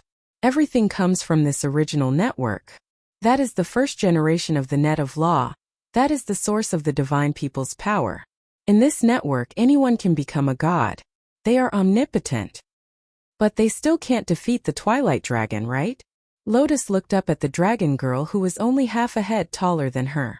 Yes, but can we defeat the Twilight Dragon? Alaz could not help but look confused. Her gaze involuntarily fell on Brendel, who was not far away. Brando pointed at the building not far away and shouted to everyone, "Leave this place immediately, go inside quick now, save time." Where did these beetles come from? The little fairy Lute flew to Brendel's side during the evacuation and asked. They were brought in from the outside. I just saw a few craters, and they all came from the nearby tunnels. Obviously there were eggs that fell into those places. Brando pointed to the sky. They came from there. Who brought them, Akintu? It is possible, but it is more likely that they were originally sealed together with Akintu, and when the seal was broken they came to this world. How is that possible? Lute shouted in surprise. There is such a possibility, if these insects were together with the demons, and were an advance army. When they tried to invade the stagnation realm, they were ambushed by the ancestors of the Bugas, and as a result were forever sealed outside the stagnation realm, until today, when they saw the light of day again. Brando maintained the wall of law behind him, while looking at the possible threats on both sides of the street. Magadol's attack just now almost eliminated all the threats in this direction. In that case, why didn't the ancestors of the Bugas kill them in one fell swoop? Why did they make such a troublesome and dangerous thing like sealing them? Lute was puzzled. Could it be that they didn't foresee the situation today? Of course they could foresee it, but what if they had to do it? For example, it was beyond their ability, or at that time the ancestors of the Bugas did not have enough time to complete all of this. Chapter 14:16. No time. At the most crucial moment of the war, they don't have the time to stay here, Brando replied in a low voice as the pieces of the puzzle in his mind became clearer and more complete. Perhaps there is another more important battle that they need to participate in. That is... Brendel shook his head and did not say anything. He still lacked some crucial evidence in his mind, and before that, he did not want to discuss too many guesses. That would only lead to subjective misunderstandings of his and the other's judgment. At this time, the two of them passed by the nun princess who was panting slightly. Brando could not help but encourage her. "Well done, Miss Magadol. You have saved all of us once." Magadol was at a loss as she tidied up her skirt. Her hands were still trembling slightly as the continuous battles had taken a toll on her. However, her pale face could not help but reveal a trace of surprise. "Really?" "Of course." Alaz proudly gave her a thumbs up. The nun princess was finally relieved as she placed her hand on her chest and quietly let out a sigh of relief. The group followed the path that Magadol had opened up, and it did not take long for them to pass through the broken and smoke-filled streets and enter the building. The swarm of insects quickly followed, but the nun princess used the Book of Gaia to raise the street level and blocked the entrance, temporarily blocking the insects from entering. The surroundings darkened, and even the rustling sounds outside became soft. The group felt that they had walked into an empty and dark hall. The entire space was silent in the darkness. Brando chanted, "Flame." A ball of flame rose from his hand, and the flickering light reflected a spacious, empty and dusty world. Not far away was a platform, and on the dusty metal surface was a huge crystal plate with complicated lines and patterns. Brando raised the ball of flame in his hand and lit up every corner of the crystal plate. He looked up and carefully observed the complicated lines and patterns on the plate. "What is this?" Alaz asked. A map. A map. It's about the map of this area, Brando replied. I think I understand why Flora and Akenta came here. You can understand it? The little female dragon looked at Brando in surprise. Brando shook his head. There were 2 ancient characters on it. He had never seen them before, but he seemed to be able to recognize their meaning at a glance. This was a classic case of self-awakening. Such a phenomenon would only occur when a bloodline was passed down, such as the giant dragons. Mortals had to acquire knowledge through learning. However, Brando's family history wasn't complicated. Although his grandfather was powerful, he was still a pure Erewhon. His grandmother's background was similar to his mother's. Both of them were nobles of Kaliga. His father was also of Highlander blood, and so was he. His grandfather had a few brothers and sisters, but there were no abnormalities in their descendants. His father had never heard of such a thing. Moreover, if the bloodline inheritance could not be purified, it would disappear within a few generations. Therefore, there was no point in investigating the history of the family for a longer period of time. Another possibility was that he had lost a certain memory. In that lost memory, he might have come to this place and systematically learned these 2 languages. But this was unlikely. The time didn't match. Brando's identity was only 22 years old today. This is a layout map of magic transmission, he replied. The black tower we saw outside is the center of this city. It controls the magic of the entire city and transmits magic to all parts of the city through relay stations. This is one of the relay stations. So Akenta must want to get a map of this area from here. What is it looking for? A laboratory. Brando's gaze fell on the upper right corner of the crystal plate, where 3 letters were marked. R. U. There were obvious traces of dust being wiped away. When Magadol saw the letters, her body shook visibly. Delphian quickly supported her. Is that where Miss Magadol was born? The others had obviously heard about the history of the 13 Titans from Andrea. Phoenix Hua glanced at the crystal plate and asked. What? Sister Magadol was born in this place. But this was the first time Lotus knew of this secret. She couldn't help but widen her eyes behind her thick glasses. Then she's not a resident here? That was a story from a long time ago, little one, Fangqi replied. That lady is not as simple as she seems. The 2 little girls remembered the power that the nun princess displayed and couldn't help but look at her in awe. They obediently kept quiet. The devils are looking for the secret of the creators? Alaz asked in surprise. The creators used the planeswalker system to create substitutes. Perhaps the Twilight Dragon wanted to find the source of the planeswalker's power. The Twilight Dragon claimed that it wanted to completely grasp the secrets of our world. Since Wond was created for the divine people, the power of the planeswalkers might be the source of this world, Brando replied. I'm afraid that may not be the case, my lord. Delphine, who had been silent all this while, finally spoke. I remember Andrea saying that the demons have invaded the Silver Plains more than once. In several wars, the Silver Plains was even torn apart because of this. The 12 Titans died one after another, and Princess Magadol, the last creator, was also left behind in Vaunt. During this process, the minions of the Twilight Dragon had plenty of opportunities to get close to the creators. Moreover, in the Moon's channel, Akenta should have recognized Miss Magadol's identity. But after it escaped, it didn't attack us immediately. Instead, it went to Miss Flofa and the others. What does this mean? It means that Akenta didn't care about the creators, even if Magadol was the 13th creator. His goal was the 17th laboratory itself, or the secret that still exists in the laboratory. Brando looked at the scratches on the crystal plate and revealed a look of understanding. And the landing point of the nightmare worm eggs was nearby, which means that Akenta's landing point wasn't too far away. Since it clashed with the dragons here, it means that Miss Flofa and the others weren't slow. This means that Akentu and the dragons came here one after another. Obviously, they are more familiar with this place than we are, and they know where their destination is. From this point of view, we are far behind them. We still have no clue what we are looking for. Then what should we do? Alaz asked. Should we stop them? Of course we have to stop them. If the secret that the Twilight Dragon is so eager to find is related to the survival of our world, Magadol replied firmly. Otherwise, even if Mr. Brando finds the orb of nature, what's the point? The others were silent for a moment. They had to agree that this opinion was hard to ignore. But those worms have already surrounded this place, not to mention that they left before us, Phoenix Hua asked. Can we still make it in time? Yes. Brendel's answer was resolute and decisive. The others couldn't help but look at him curiously, not understanding where Brando's confidence came from. Brendel replied faintly, "That's right. Akinta may know very well where his destination is and how he should get there. But it will never understand what the legacy of civilization is." Under the puzzled gazes of the others, Brando silently came to the side of the crystal plate. He gently rubbed the center of the plate with his hand and drew a small mark there.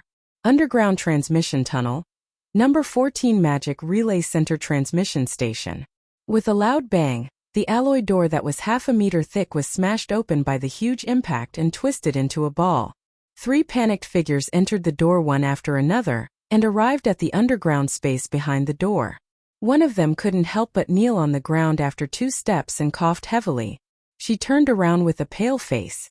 She pressed one hand on her chest, and golden blood kept oozing out from between her fingers. Drops of blood dripped onto the ground and shone in the darkness, forming a pearl-like trail of light.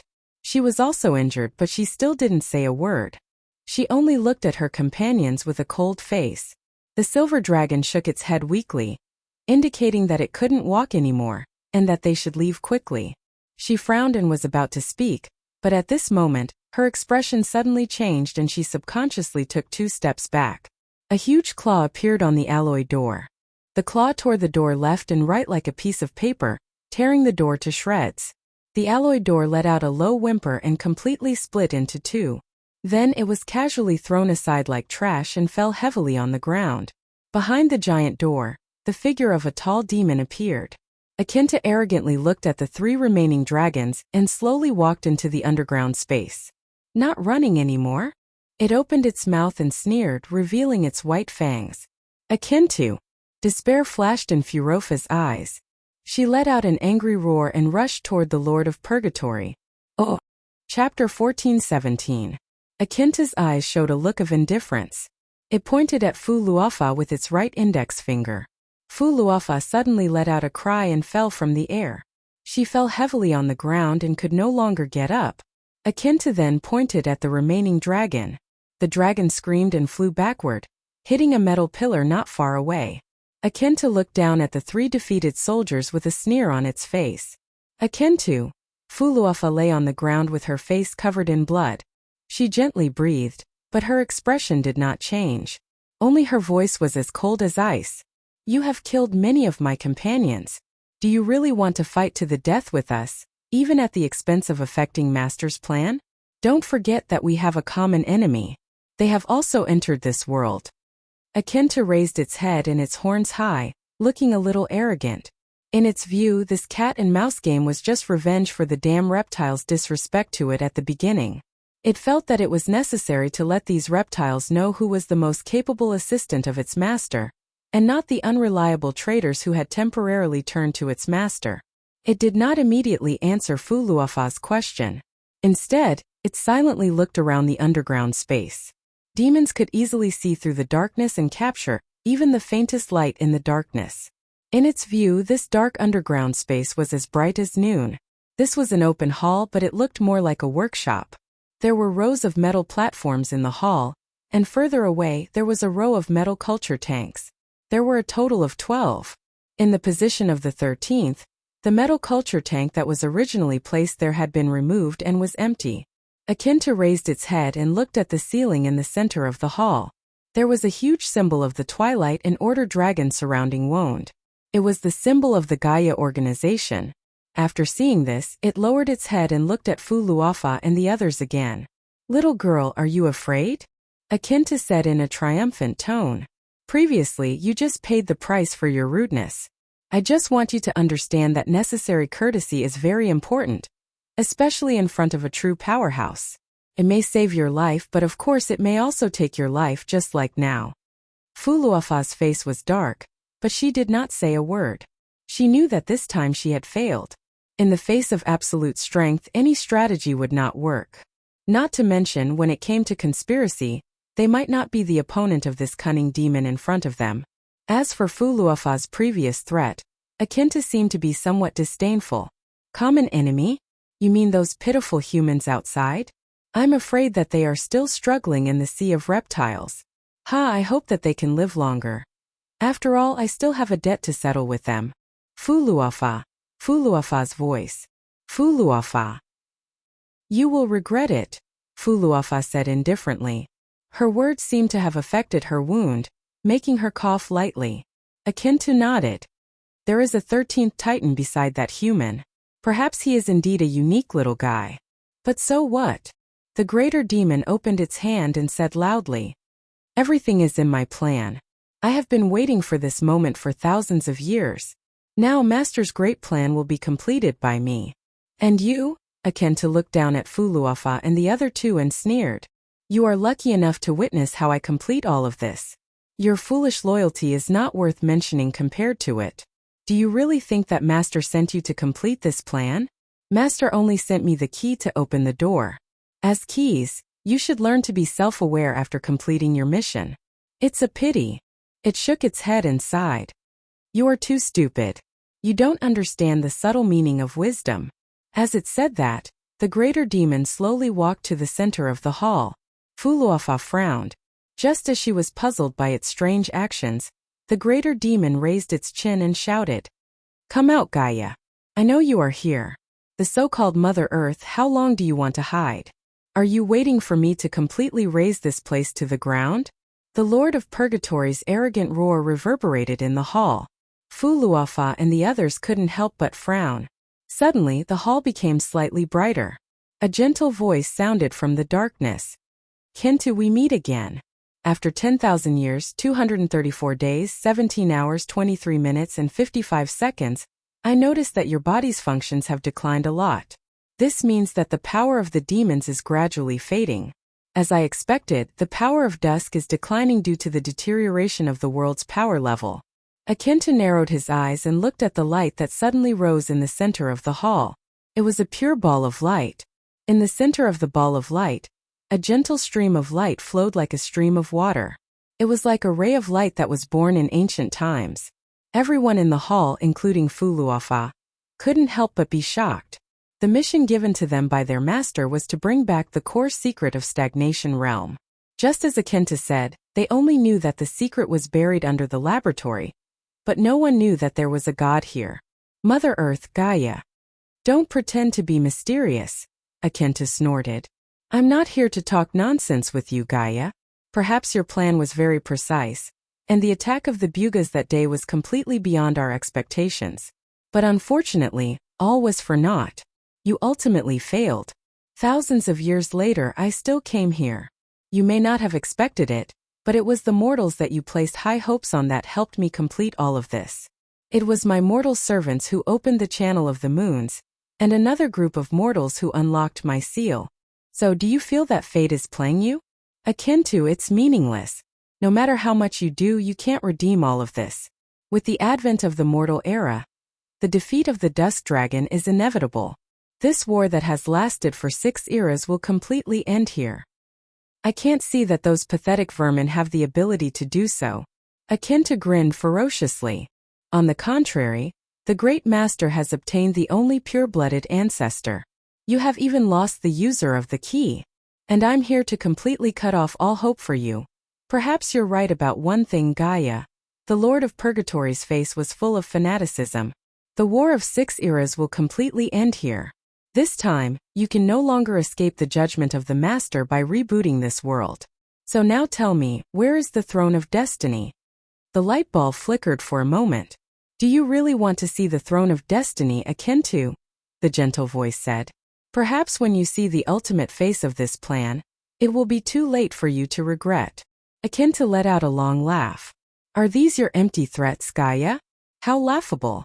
When did Martha and her gods fall to such a state? Do you think I'll retreat? I can't think of anything here that can stop me. Is it the gods or the titans? I won't stop you, Akinta. You'll see it soon. The Lord of Purgatory was slightly stunned. He knew that Martha's Tiamat code had an unprecedented highest authority behind it. This authority had only been used a few times in the past eras, but each time, it had allowed this world to escape the final fate of the Twilight. In the Fifth and Sixth War, the Twilight Dragon had not hesitated to project its true body into this world, in order to steal this highest authority itself. This authority was so important, whether it was to its great master or the gods of Wond, because at this moment, it was almost the final hammer that determined the final outcome of this war. But why was the other party so indifferent about it? At that moment, Akinta had a moment of hesitation. But he quickly threw this hesitation to the back of his mind. At this critical moment, he would never retreat because of a little bit of empty threats, and the great existence behind him would never allow it. Thinking of this, the Lord of Purgatory quickly became cold and resolute. Its scarlet-red eyes turned back to yellow, and a cruel and cunning light flickered in its eyes as it coldly replied, "Yes, Lord of Purgatory," he said coldly.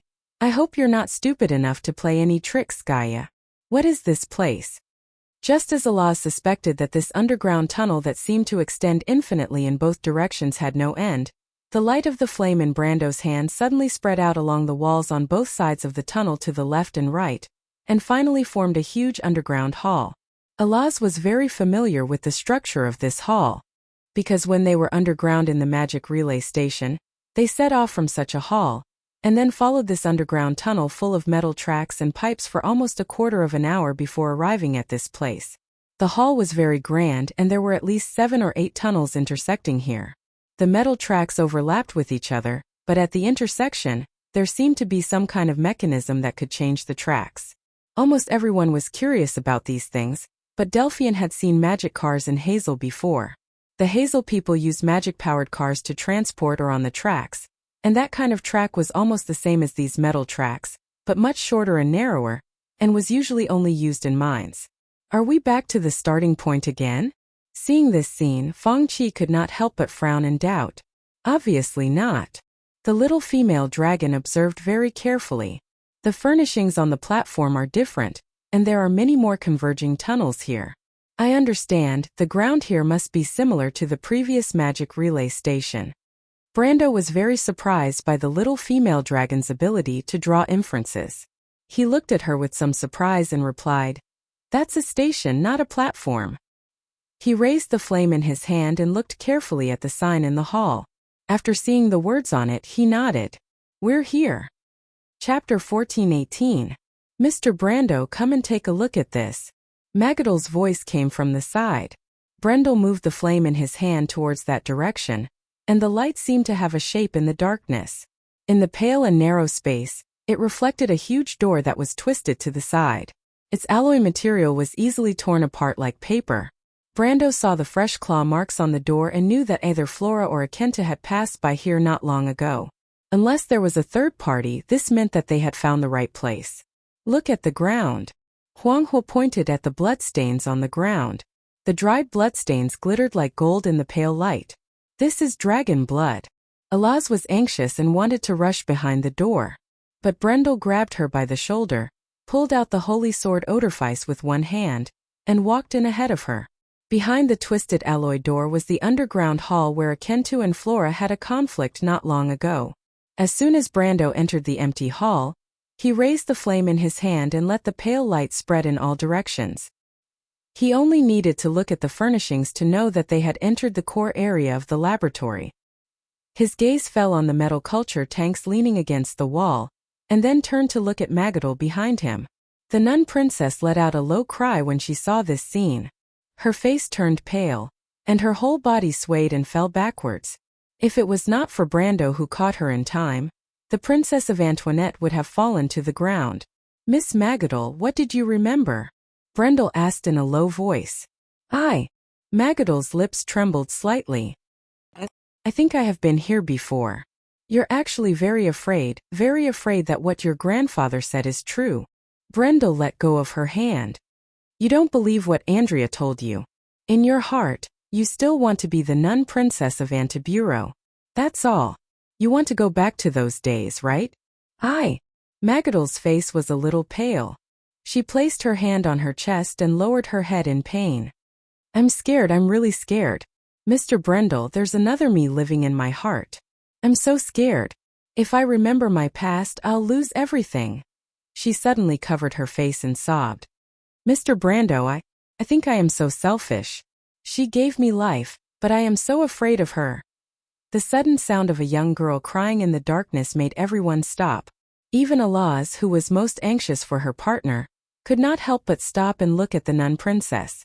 No one had ever seen the usually quiet and gentle princess cry so hysterically. Even Lotus and Huang Hua were at a loss for what to do with this sudden change. Brando also looked at her. Looking at this lady, he could not help but think of Marshal Brando's request. After all, he was Magadol's grandfather.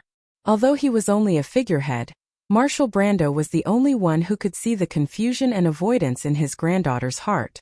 Perhaps he had already seen through it. Instead of letting this secret be buried in her heart forever, it would be better for her to face the truth. Perhaps it was a little cruel, but at least it would give her a chance to let go of the knot in her heart forever. Perhaps no one in this world would know what the nun princess saw on her last trip to the Silver Plains. Instead of trying to find an answer by beating around the bush, why not come to this world again? Andrea's suggestion was not without reason. Brando silently walked over and grabbed Princess Magadol's arm, taking her hand away from her face. She gave you life, and let you replace her to complete her unfinished business. Perhaps she did not want you to appear so weak, Miss Magadol?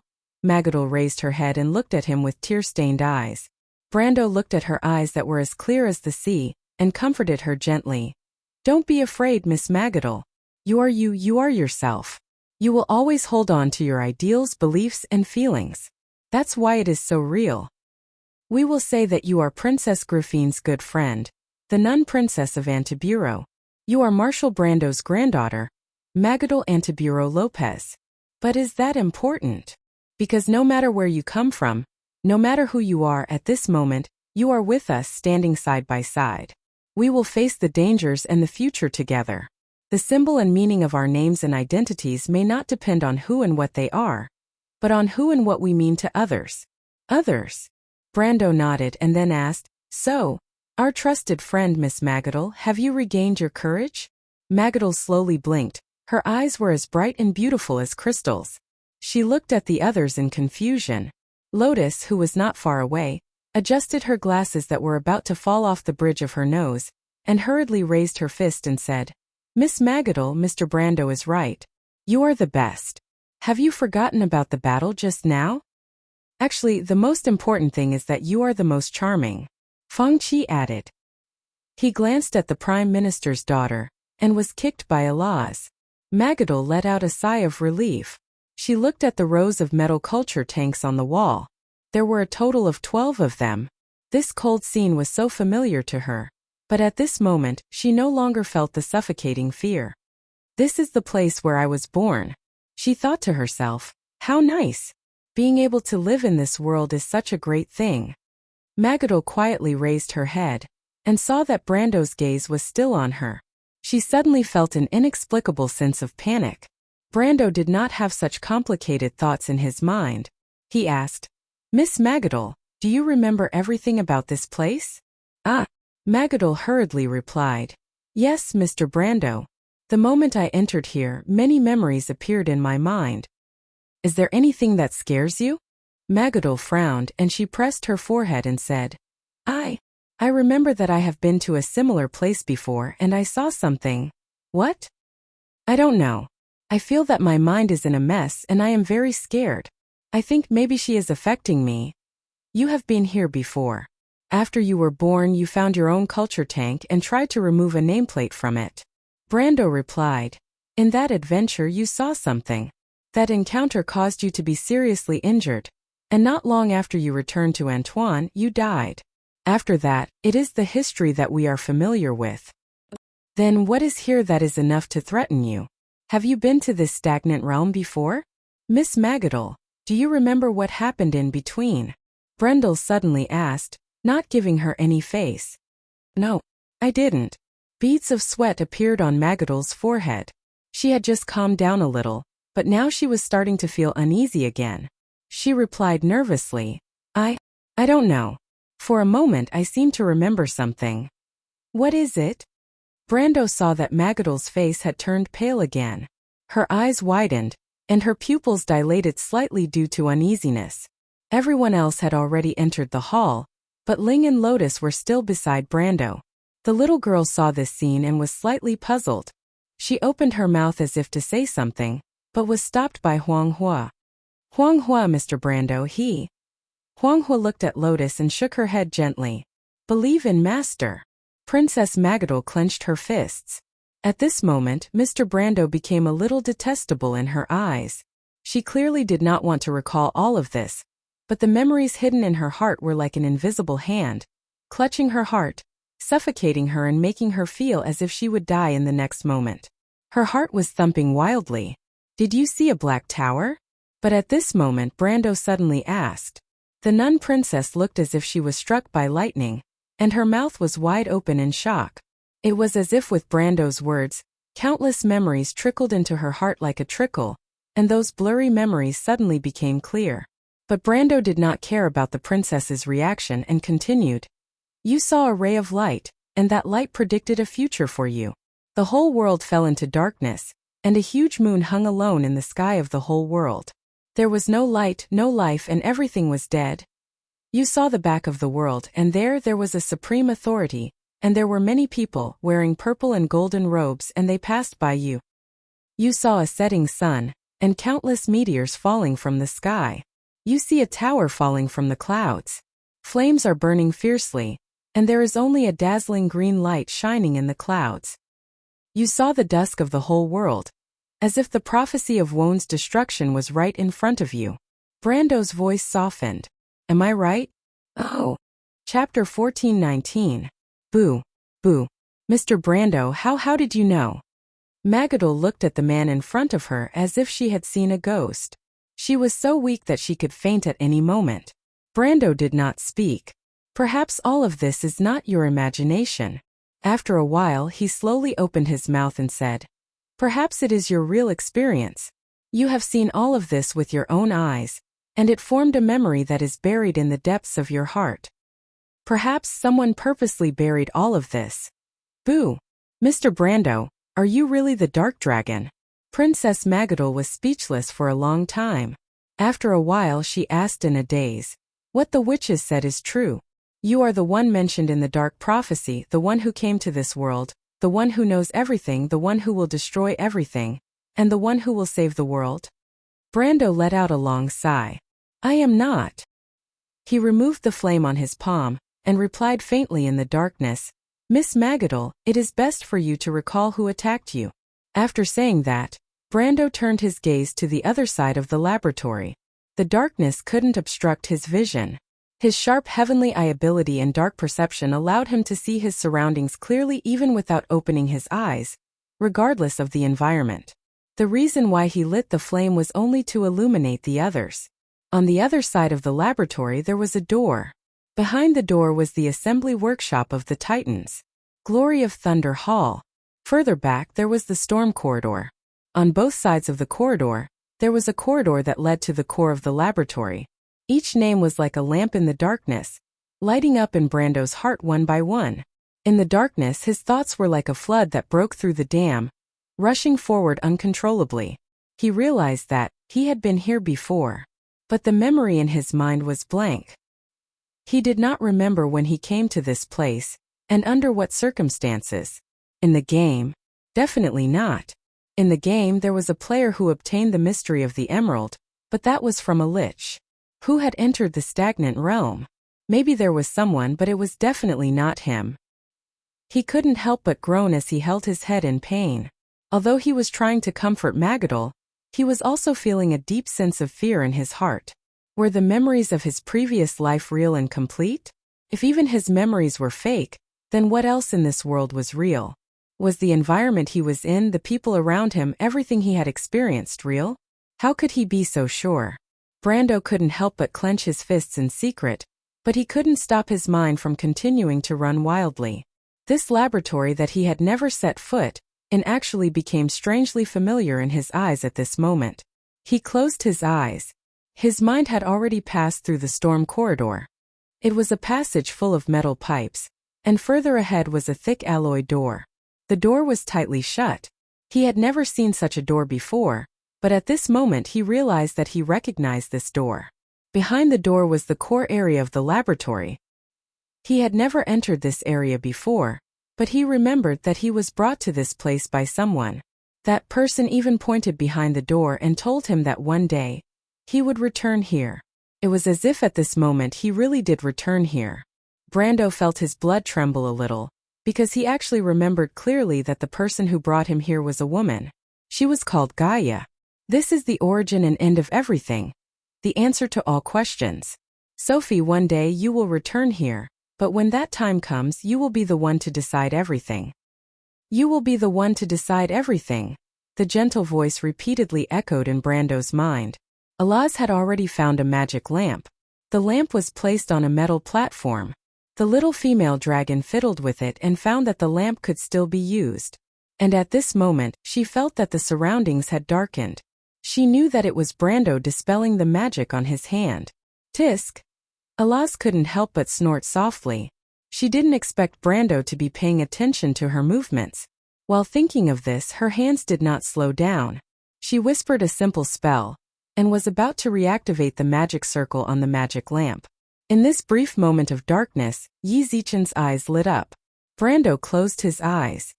He seemed to see countless scenes overlapping in front of him. His eyes seemed to become bright. It was a golden sea of clouds and heavy rays of sunlight. He lowered his head. Under his feet was a dark obsidian floor covered with a crystal lattice network used to transmit magic. He shook his head and looked up. He found a familiar scene in front of him. On the upper floor of a tower, outside the round hall were 12 black stone pillars. Outside the stone pillars, a golden sea of clouds floated up and down. Towering buildings stood among the sea of clouds, and in the distance, the Perkin sun emitted an eternal afterglow on the horizon. There were many tall and handsome humans standing in the room. They had black hair and golden eyes and wore robes. The robes were red on the left and black on the right, with a dark golden collar at the collar. The robes were entwined with an Ouroboros. There were a total of 11 people. One of them stepped forward and reached out to touch his eyelids. The ring of coiled serpent on his index finger shone with a silver light. Brando subconsciously took a step back, but found that he couldn't control his body at all. Then he heard those people begin to whisper. But this time the soundless mouth seemed to have become clearer, because Brendel was surprised to find out that he could hear the sound. It was an extremely ancient language, but he naturally understood the meaning. His physique is too weak. Is this really the first generation? There is no doubt that he is from that era. Another resolute voice interrupted everyone. In order to get this sample, Martha did not hesitate to disturb the law of causality. All right, we don't have much time left. Let's vote. How do we confirm that he is trustworthy, this human called Sophie? Because he is one with us. But, in the next generation, will everything really go according to our wishes? You must know that once we make this decision, we will lose all plans to remedy it. If we don't cut off all means of retreat, how can we win? We have missed 6 eras. History has already proven everything. This time we must believe in Martha's judgment. Then, why can't we let him replace that girl? We still have a chance. But this time we are not the ones who make the decision. According to the rules of the meeting, arbiters please withdraw from the voting. The silver-robed men nodded and left their seats. They turned around and walked out of the round hall. The light suddenly became bright, as if it had swallowed everyone in the hall. Brando suddenly jolted back to reality. He realized that it was Alaz who had lit up the magic lamp, and the bright light once again lit up the entire laboratory. At this time, Huanghua finally noticed the heavy expression on her teacher's face. She could not help but ask softly, "Teacher." "I'm fine, Huanghua." Brando raised his head and looked at Princess Magadol apologetically. The latter's face was still a little pale. "Are you okay?" he asked softly. "Mr. Brando, Magadol shook her head gently. "I still can't remember much about the past. I can't remember who attacked me." "It's okay." Brando sighed. "Then don't think too much about it." He looked forward, and his gaze fell on the other side of the exit. "Let's move on. Akentu and the rest should have passed through here. and are heading towards the core area of the laboratory. Brando's gaze fell on the center of the hall, where there were obvious traces of a battle. Alaz looked at the stained golden blood on the ground anxiously. The dragon race's sense of smell was very sensitive, and she could even distinguish the scent of Faropa from the blood. Faropa was injured, and this discovery made her very nervous. She could not help but think of the corpses she saw on the way, and was afraid that she would see Faropa's corpse next. However, she also knew that this wasn't the time for her to be willful. Putting everything else aside, the power of their opponent, the Lord of the Purgatory Akentu, wasn't something that any of them could match. If they weren't careful, not to mention her and Fuluo, even everyone present might be buried here forever. Brando finally saw the little female dragon's anxiety. Without saying a word, he led everyone through the laboratory and continued to move towards the core area. However, they had only taken 2 steps when they stopped, because in the corridor behind the laboratory, they found a person covered in blood sitting against the wall. The other party's appearance was that of a human male, about 40 years old. He hung his head lifelessly like a corpse, but Brando knew that the other party was a giant dragon. He only needed to look at the golden blood flowing out of the wounds all over his body to understand. Garek. Alaz recognized her familiar companion for the first time. She subconsciously took a step forward, but suddenly thought of something and gritted her teeth and stopped. However, as if it had heard the little female dragon's low cry, the blood-covered dragon actually swayed slightly and raised its head with some difficulty. His movement caused chaos. Lotus almost screamed and hid behind Miss Magadol, and Phoenix Fire also put on a defensive posture. Mr. Liu and Fang Qi both unsheathed their swords. Oh! Chapter 1420. After all, everyone here understood that among the dragons in the stagnant realm, only Alaz was on their side at this moment. The rest were all the minions of the Twilight Dragon. But to everyone's surprise, the dragon coughed twice in a low voice before looking up at them. In the eyes that were half squinted because of the serious injury, the strange dark silver light disappeared and was replaced by a golden light. It was like a scorching flame. Garek. Alaz was almost in disbelief. You. Alaz. The dragon forced a smile with some difficulty. You really came. Mr. Garek? Brando also saw that the other party seemed to have recovered his consciousness. Garek smiled weakly. My time of death is near, Alaz and this human gentleman. But fortunately, at the last moment of my life, my soul was finally able to escape the shroud of darkness, allowing me to return to the eternal home of the dragons. Garek. Alaz finally confirmed that her companion had recovered, but she did not expect it to be under such circumstances. Her voice could not help but choke a little. Garek did not seem to care too much. His shining eyes swept across the little female dragon and finally fell on Brando. I know you, sir. Brando was slightly stunned. Mithril is my mate. Brando suddenly remembered the respectable silver dragon lady. He could not help but look at Garek with some pity. Of course, he could see that the other party was determined to die. Through such means, he was able to escape the claws of the Twilight Dragon. He may be able to save the other party's life with the angel's heart bottle, but he could see that the other party was not willing to let his soul be covered in dust again. Not to mention that the other party only had a moment left. Don't sigh for me, Mr. Brando, Garek replied with a smile, because I know that Mithril will remember me forever. To be able to live in the hearts of one's companions and spouse is also a kind of eternal life for the dragons. The little female dragon suddenly covered her mouth. She thought of herself and Fuluafa. If there was a day when they had to face such a separation, then she would rather die than suffer such a fate. Garek silently glanced at Alaz and sighed in his heart. In his opinion, Alaz was too young to even understand the true meaning of life. I hope she can accept the matter of Fuluafa, he thought in his heart. Is there anything you need us to pass on, Mr. Garek? Brando asked. No, I believe that Mithril can accept all of this calmly. Garek shook his head, but his eyes fell on Brando and slowly said, But I have something to tell you, Mr. Brando. Is it about the Twilight Dragon? Garek nodded slowly and painfully. It's about the Throne of Destiny.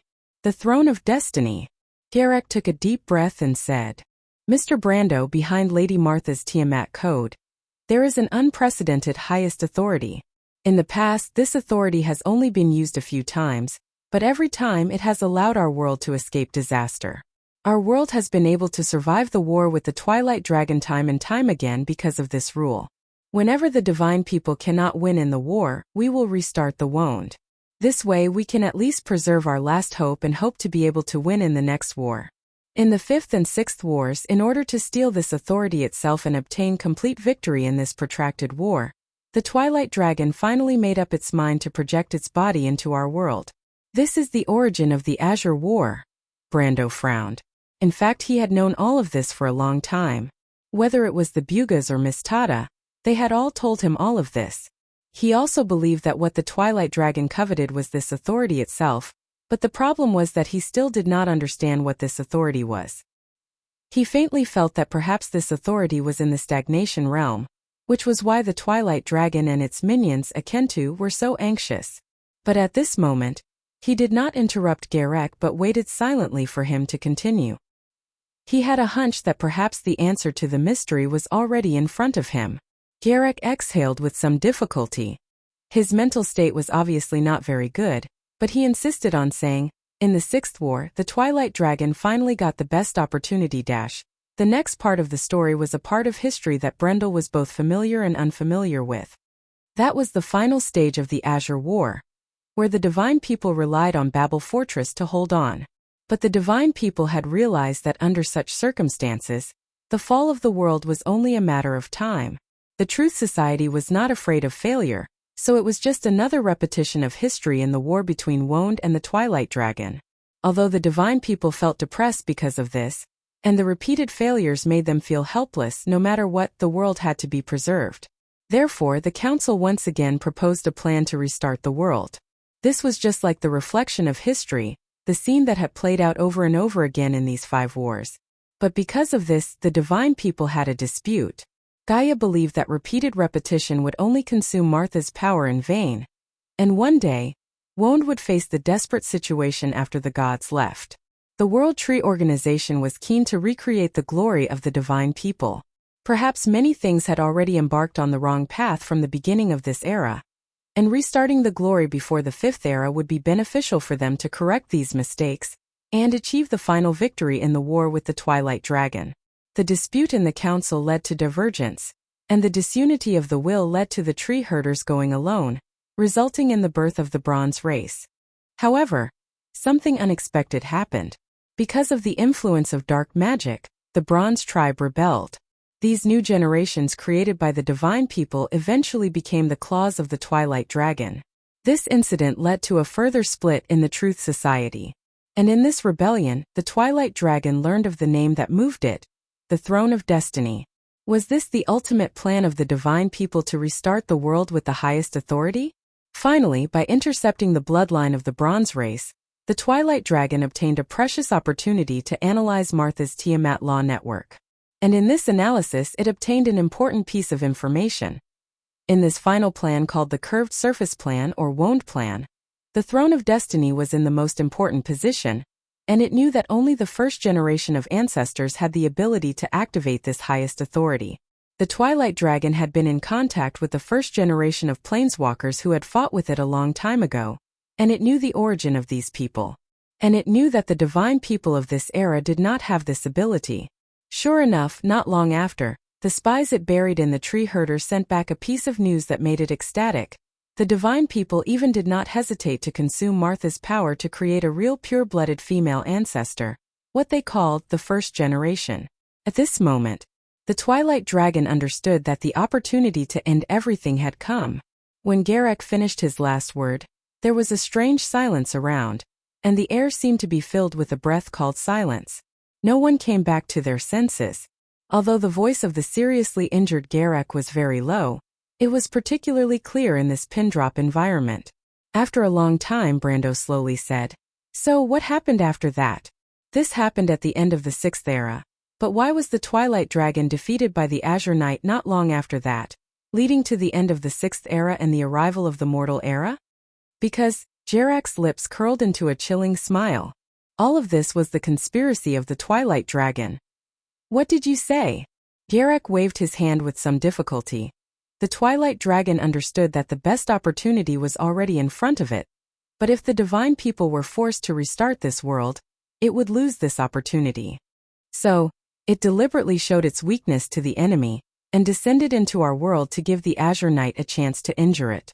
In this way, the divine people would think that they had a chance to completely defeat the Twilight Dragon. However, in the final war, although the Twilight Dragon was defeated by the Azure Knight, it allowed the Crystal Army and the No Race to attack Babel Fortress from behind. The Truth Society was caught off guard, and the Tower of Babel was completely destroyed. Moreover, the most important thing is, the Twilight Dragon has already calculated everything. Its deep sleep is just an illusion, because it has already left its will in the baby girl. When the mortals thought that they had won, sure enough, after the Sixth War, the Azure Knight became a hero, and the era of the mortals came, and our world, Garek coughed heavily twice, was also preserved. In the dead silence, only the calm voice of the Prime Minister's daughter sounded. So the throne of destiny was not hidden again with the restart of the world. Without waiting for Garek to answer, she continued. In the next 1,000 years, the Myrnas established their country. In the era of the mortals, the power of the earth declined, the gods died, and the dragons were hidden. Then the War of the Holy Saints. After that, even the Silver Folk withdrew from the history of Wond. In the next 700 years, the Holy Saints established their country. Cruz, Fanzin, Saint-Tassol, and Atlanta were established one after another. And 300 years later, that was our era. The voice of the Prime Minister's daughter trailed off. But there was a roaring sound in everyone's hearts, because in this era it had finally come again. Chapter 1421. The enemy we are facing may be the most ferocious and terrifying opponent of this era. Its existence is far from conquering, nor is it to rule and seize benefits. The destruction brought by the Twilight is pure. It will return the world of Wone to chaos, just as its believers in the mortal world claim. The final judgment and the end of the world. Silver Scholar Judd J. Robinrialan. This was the era of the Twilight. In the face of the heavy reality, everyone was hesitant to move forward. This was the common opponent that humans had faced for 6 eras. However, even the gods had failed time and time again. How could the mortals born of the black iron raise their hands and feet in front of it? Everyone looked solemn. Even Brando's face was tense. He silently pursed his lips into a straight line. The Twilight Dragon has mastered the blood of the ancestors. Its goal is the ultimate secret of our world. Can we still make it in time? Garek's lips were dry and cracked, but his face looked a little indifferent. That's just right. On the contrary, Feng Qi seemed a little strangely excited. The genius of the Phantom Chariot lineage seemed to have returned to his old ways at this moment. He paced back and forth feverishly. I've long been tired of the repeated days. To be honest, I've long been tired of the trivial calculations between my family and Phoenix Fire. Feng Qi waved his hand. And this is what I want about the mystery of the emerald and everything behind it. Miss Delphian, do you remember what I told you? There was a flicker of fire in his dark eyes. He looked at everyone and then at Brando. If we can't participate in it ourselves, it will be the biggest regret of our lives. Brando, I believe in you. How about taking us to create a miracle? Brando ignored the guy who had returned to his old ways and only asked Garek, I want to hear your opinion. Garek also looked at Brando. Move forward or die, but this is our only chance. We have some reasons why we have to do it. Above the blue sea of Anglia, we saw the sunrise and everything that bathed in the sunlight.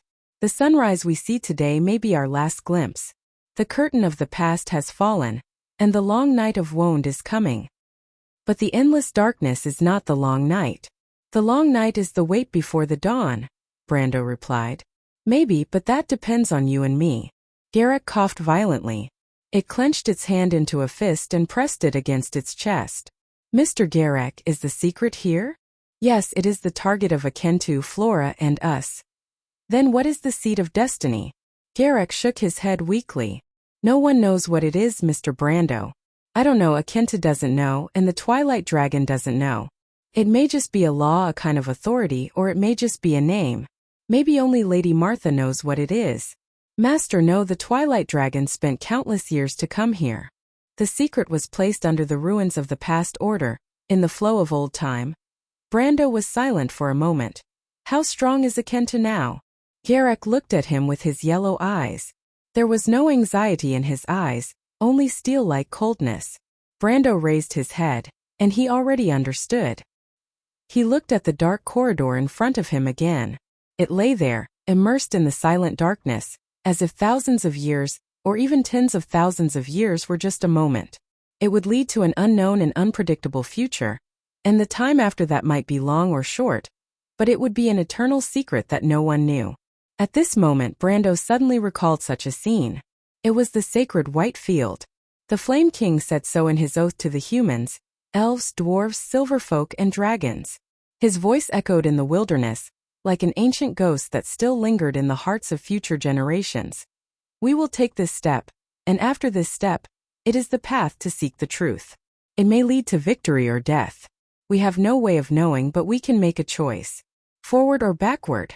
Brando subconsciously looked at the holy sword Odorfice in his hand. The dark blade shone faintly under the dim light, and every golden-red texture on the blade seemed to be flowing. With a common voice they told him the answer. Everyone's eyes were focused on Brando at this moment. They saw the young Earl from Erwin lower his head and then raise it again. He looked at the dragon who was leaning against the wall and asked, "Are you all right?" Garek shook his head. "Mr. Brando," he asked weakly, "I only have one last question. Can you tell me what do you think the chances are?" "I don't know," Brando replied, "but I think there's still a chance." "There's still a chance," Garek smiled weakly. "Then leave me here. If I can still have a beautiful dream in the dark, maybe I can still see Mithril." "Garek!" The little female dragon clenched her claws. "No, Allahs, go forward, don't waste time." The little female dragon wanted to say something more, but Brando pressed the back of her hand and dragged her forward past Garek. In the darkness he felt Allahs instinctively struggle, but she quickly turned her palm around and clasped his hand tightly. The others also silently passed by Garek. Brando looked back and saw Phoenix Flame place her sword in front of her chest and salute the other party. It was like a poem blooming in the darkness, quiet as a trickle. Akenta looked at the giant door shining with a metallic light. The door was engraved with the scene of Martha's creation.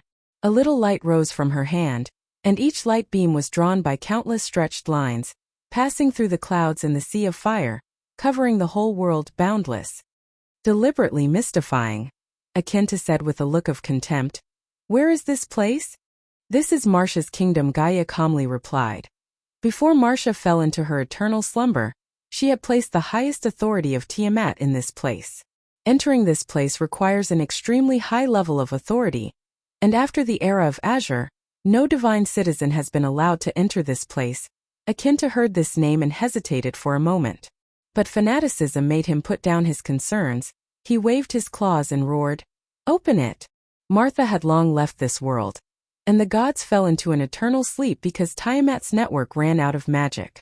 At this moment this place was just an abandoned wasteland. The ball of light flickered. Akenta immediately felt a tremor in the entire space.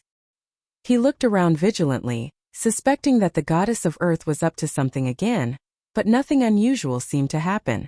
Suddenly, a trickle of light flowed out from Martha's fingertips on the giant door in front of him, and the bright light spread in all directions along the lines of the relief. As if in an instant, the entire door shone brightly and became abnormally dazzling. "What is this?" he asked in a sharp voice. But just as he finished speaking, the dazzling light had dissipated, and Akenta found that the giant door in front of him had disappeared, and a vast and mysterious space appeared behind it. An ancient galaxy lay in front of him, and in the midst of billions of bright lights, among countless burning stars, there was a gem quietly placed. It was an organic gem, or to be exact, an amber. It was very large, about a few stories tall, and its surface reflected the starlight and emitted a soft bright yellow light. In the center of its irregular geometric shape, there was a dazzling shadow. Akenta recognized at a glance that it was the shape of the continent of Wond. It was placed in the center of this world, and circles of silver protective equipment wrapped around it. The flowing light in the amber was like a dazzling halo. However, the light of the stars passed through this halo, making it seem as if it was immersed in a river of time. At that moment, Even the king of demons could not help but be stunned. It's actually here. Akinta's scorched yellow vertical pupils showed a hint of surprise. The fire seed that you have carefully preserved from the past world. The only treasure of this world, the throne of destiny. He subconsciously took a step toward the amber, but a figure had already swept past him. It was Flora. The latter instantly turned into a sharp arrow and shot toward the amber. She tried her best to reach out, and her fingertips almost touched the bright surface of the amber, but the Purgatory Lord snorted coldly at this moment. At that moment, Fu Luofa let out a miserable cry and fell from the sky as if she had been struck by lightning. As soon as the girl landed, she hugged herself in pain. The capillaries under the skin of her arms seemed to come alive and rolled between her muscles. Large beads of sweat rolled down her forehead, and her face was as pale as paper. You don't know what's good for you. Akinta looked at her coldly and sneered. Akinta. Flora's two slender and beautiful eyebrows were almost entangled with each other. She clenched her teeth and stared at the Purgatory Lord with blazing eyes. You know the consequences of betraying the master. Akinta choked. He looked back at the amber with some fascination. The lofty throne was so charming and so enchanting. That was the supreme authority of Martha's Tiamat code, and also the only shortcut to the power of existence. No wonder Ekis was so fascinated by it that he did not hesitate to betray his master. Chapter 1422. For a moment the Lord of Purgatory's heart was shaken. Fu Luofa's stare made him upset. Of course he knew the consequences of betraying Dusk. But in a moment, his greedy desire drowned his reason. Master only wants to destroy this world, it spoke with a heavy voice. As long as Tiamat's highest authority remains in our hands, the divine folk will never have another chance to redo their lives. It won't care about these minor details, Akintu, Fu Luofa shouted. Are you crazy? Her repeated challenges finally exhausted the patience of the Demon King. Akinta suddenly roared and swept the silver dragon girl away with a wave of his claws.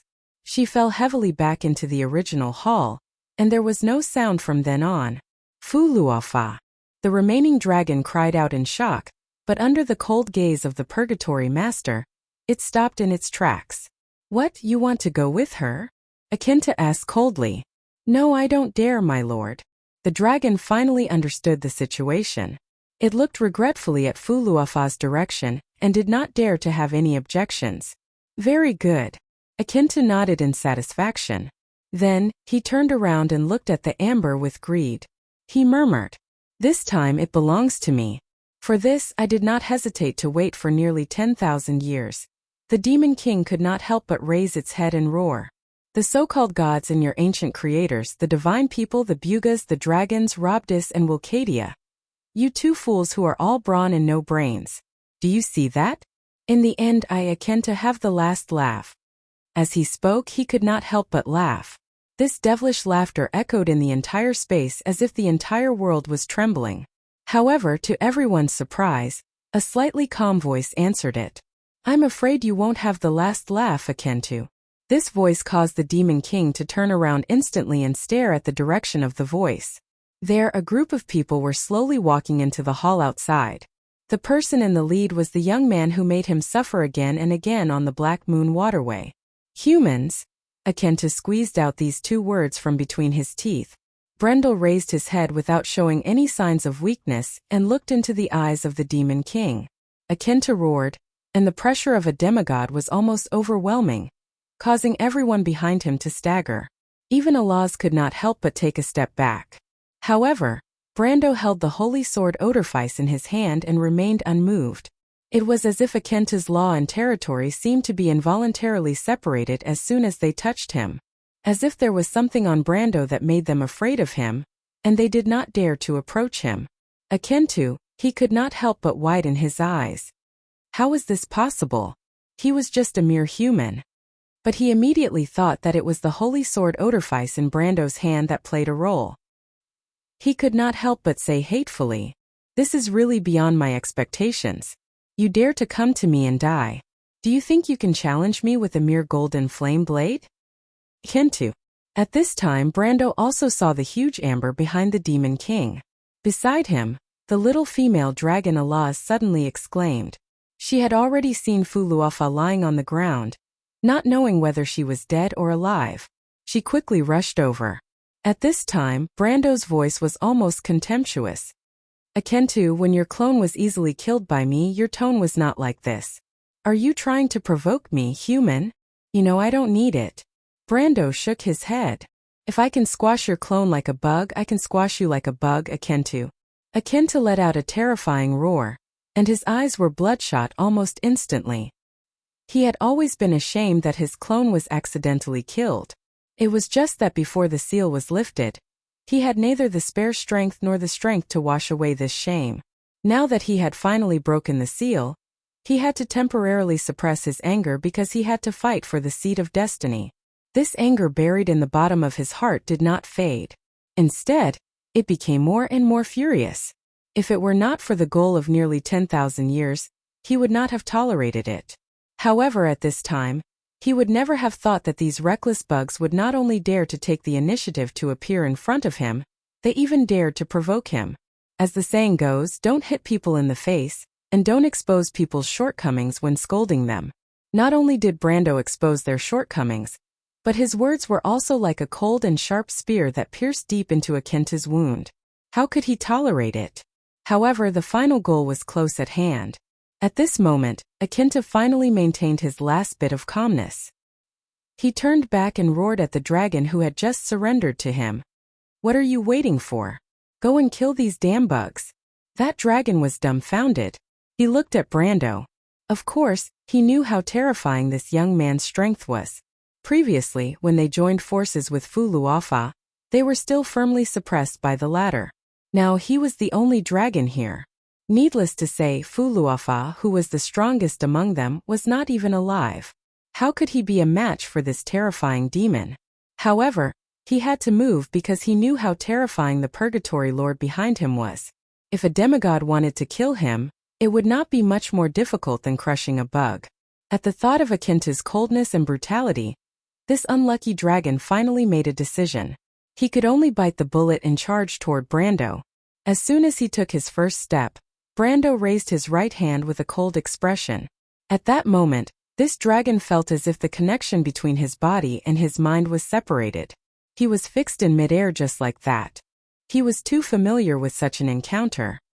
He knew very well that this seemingly harmless young man in front of him was actually an expert in manipulating space and time.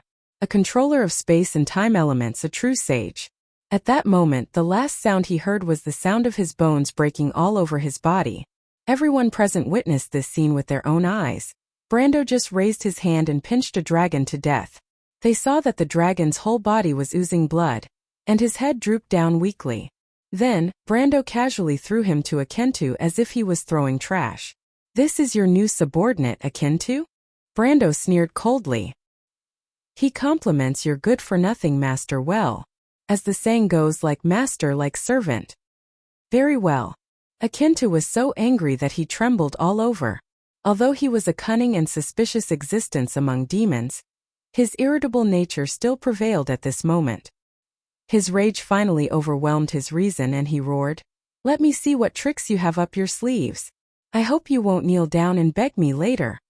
With a wave of his hand, he swept the limp dragon's body away. At the same time, his whole body had turned into a red hurricane and swept toward Brando and the others. When Akentu really attacked, everyone present realized that they had underestimated the power of a demigod. Although the power of the Demon King came from chaos and dusk, which was not the same as the division of power in Martha's Law, there was no essential difference between absolute power at a certain height. If the sage was the boundary between mortals and gods, then what Akentu had just witnessed was truly the power of a demigod. Then the power that Akentu displayed at this moment was already true divine power. It was the kind of power that could intertwine with the laws and surpass the power of a world. All things were destroyed and born because of it. The whole starry sky resonated with it. Everyone seemed to see the scene of space and time shattering, reconstructing, and then resurrecting from the ashes. Only Brando could understand such power. That was the power of the most perfect silver body. Akentu's full-powered blow directly set off a terrible storm. It was like the moment of a supernova explosion. Hundreds of billions of pulses and energy swept across. Before it reached them, Everyone present had already reached a common thought in their hearts. That's right. It was unstoppable. Huang Hua bit her lower lip tightly. Her eyes reflected this ray of light. She clenched her fists, but she could not move at all. Beside her, Fang Qi and Mr. Liu had already lost their minds. Ling and Lian even had a look of confusion and despair in their eyes. Human, the law that you are so proud of is not worth mentioning at all. Akinta sneered. You don't understand what is true power, and what is true existence. Princess Magadol's face was pale. Everyone. She seemed to have an endless abyss of darkness in her heart. She used the last of her strength to squeeze out a few words. Be careful. But another voice quickly drowned out her voice. That voice was calmer, and more determined and calm. Brando faced this almost unstoppable blow. Not only was there no fear in his eyes, but there was a flash of light. He whispered, Alas, now is the time. A domain was completely opened. It was like a staggered space. A circle of water rippled between the stars. It swept past everyone. Then Brando disappeared. It moved forward, and the floor of the hall disappeared. The water continued to move forward and collided with the storm brought by Akentu. Then the terrible storm also disappeared. Finally, under Akentu's astonished gaze, it passed by him. At that moment, the Lord of Purgatory also disappeared. The space trembled slightly. Chapter 1423. Everything seemed to have returned to its original state.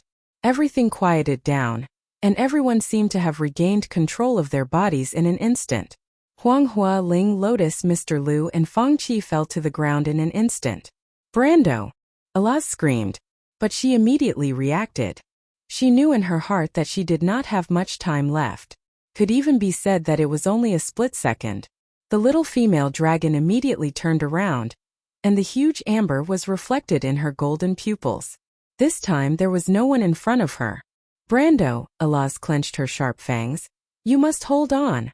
And in the next moment, she was already like a golden arrow, shooting towards the center of the vast galaxy. The constantly spinning amber was only inches away from her. Her hand had even passed through the layers of metal protective equipment. Finally, she was about to reach the amber. But time froze at this moment. Alaz heard a scream coming from behind her. She already knew that it was Miss Magadol's voice, but she did not have time to turn around. In the next moment, she felt a cold hand grabbing her ankle.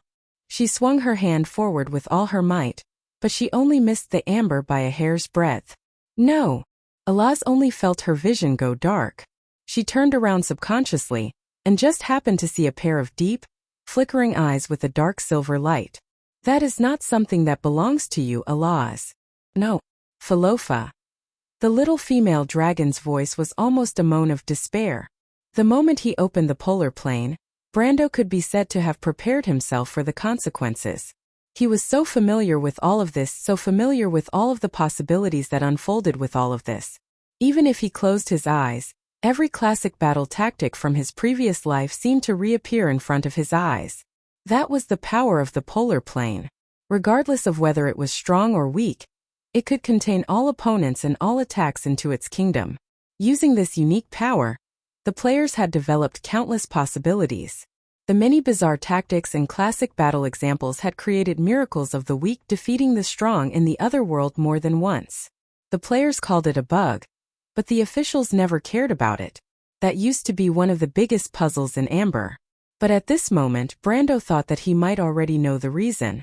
This was because in a world where resurrection was impossible, the extreme planes and all of its characteristics were so ordinary.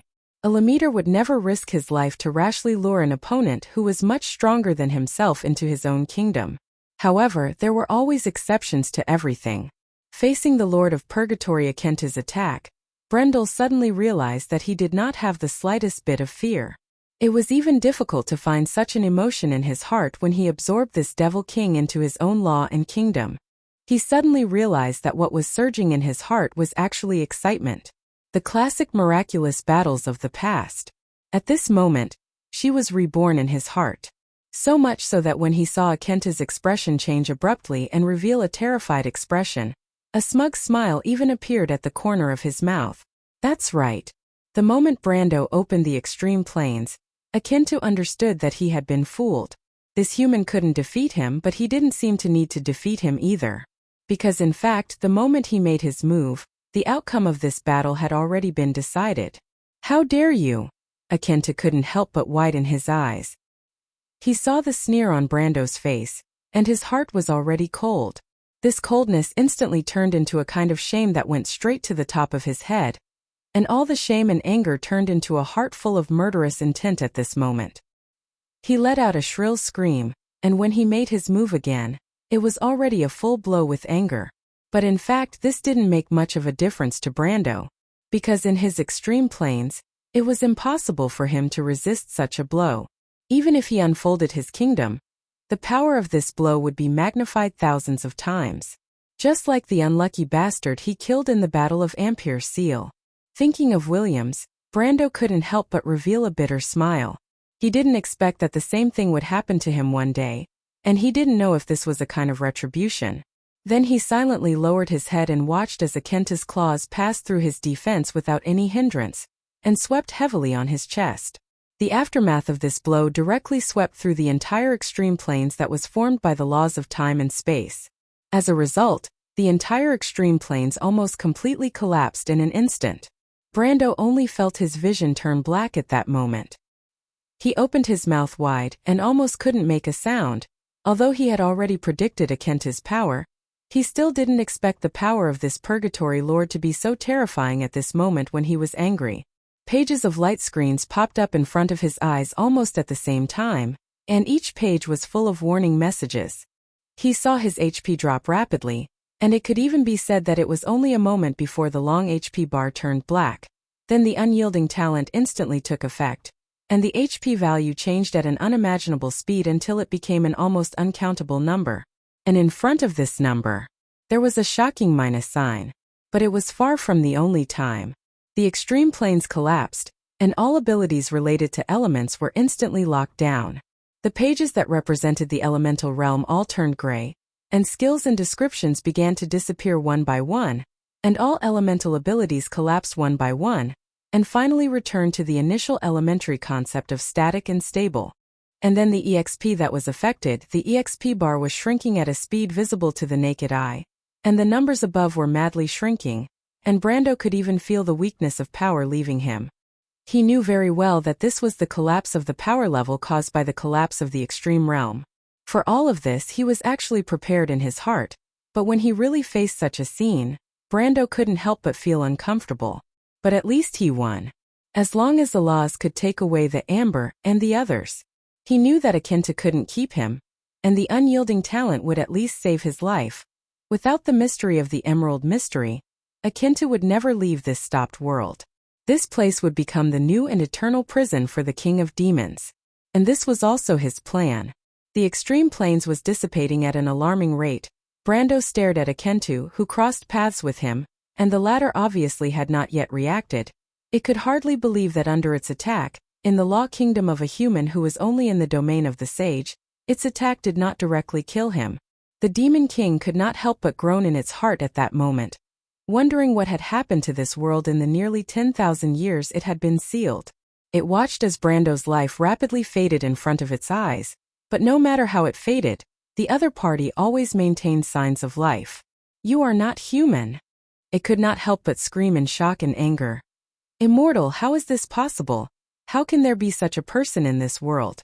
You are a divine citizen. No, even a divine citizen has a moment of eternal stillness. Who are you?" Brando sneered. He did not dare to waste too much time, and subconsciously reached for the angel's heart vase in the floating celestial sphere. But at this moment, his hand froze. The stunned expression on Akenta's face also stopped at the last moment. Both of them saw the last moment of the extreme planes dissipating.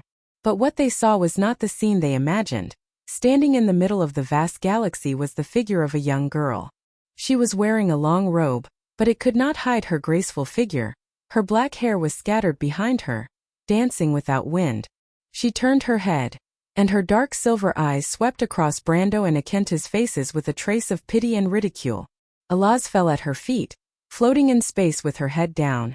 No one knew whether she was dead or alive. "You!" Akenta's face changed dramatically and could not help but scream. "You damn reptile, how dare you?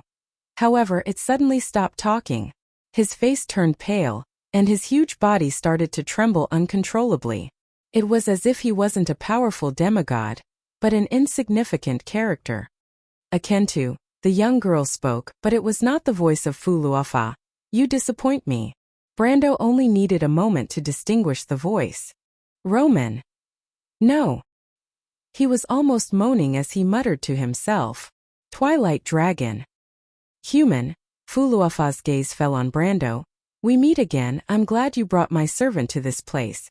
The result will not change. You should understand this is fate. Akinta collapsed in an instant.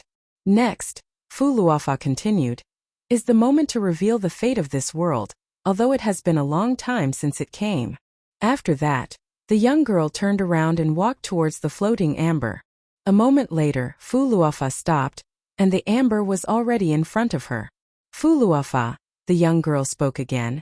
My loyal servant, I will grant you this honor. Go get it and bring it to me. Yes, as you wish. When Fuluafa replied, she had already returned to her original voice, but it was frighteningly calm. My respected master. She slowly reached out her hand towards the amber. That was the most dazzling gem on Martha's supreme scepter. It was the beginning of the end of a world. Her snow-white fingers slowly moved forward, touching the surface of the amber, and then gently retracted, as if her fingertips were about to touch the smooth surface of the amber. But at that moment, she grabbed nothing but air. Chapter 1424. That moment, Flofa's hand seemed to have passed through the non-existent amber and grabbed nothing. Even if he lost his courage due to fear, Akentu, who was paralyzed on the ground, could not help but widen his eyes when he saw this scene. What is this? He screamed hoarsely. Gaia, you lied to me?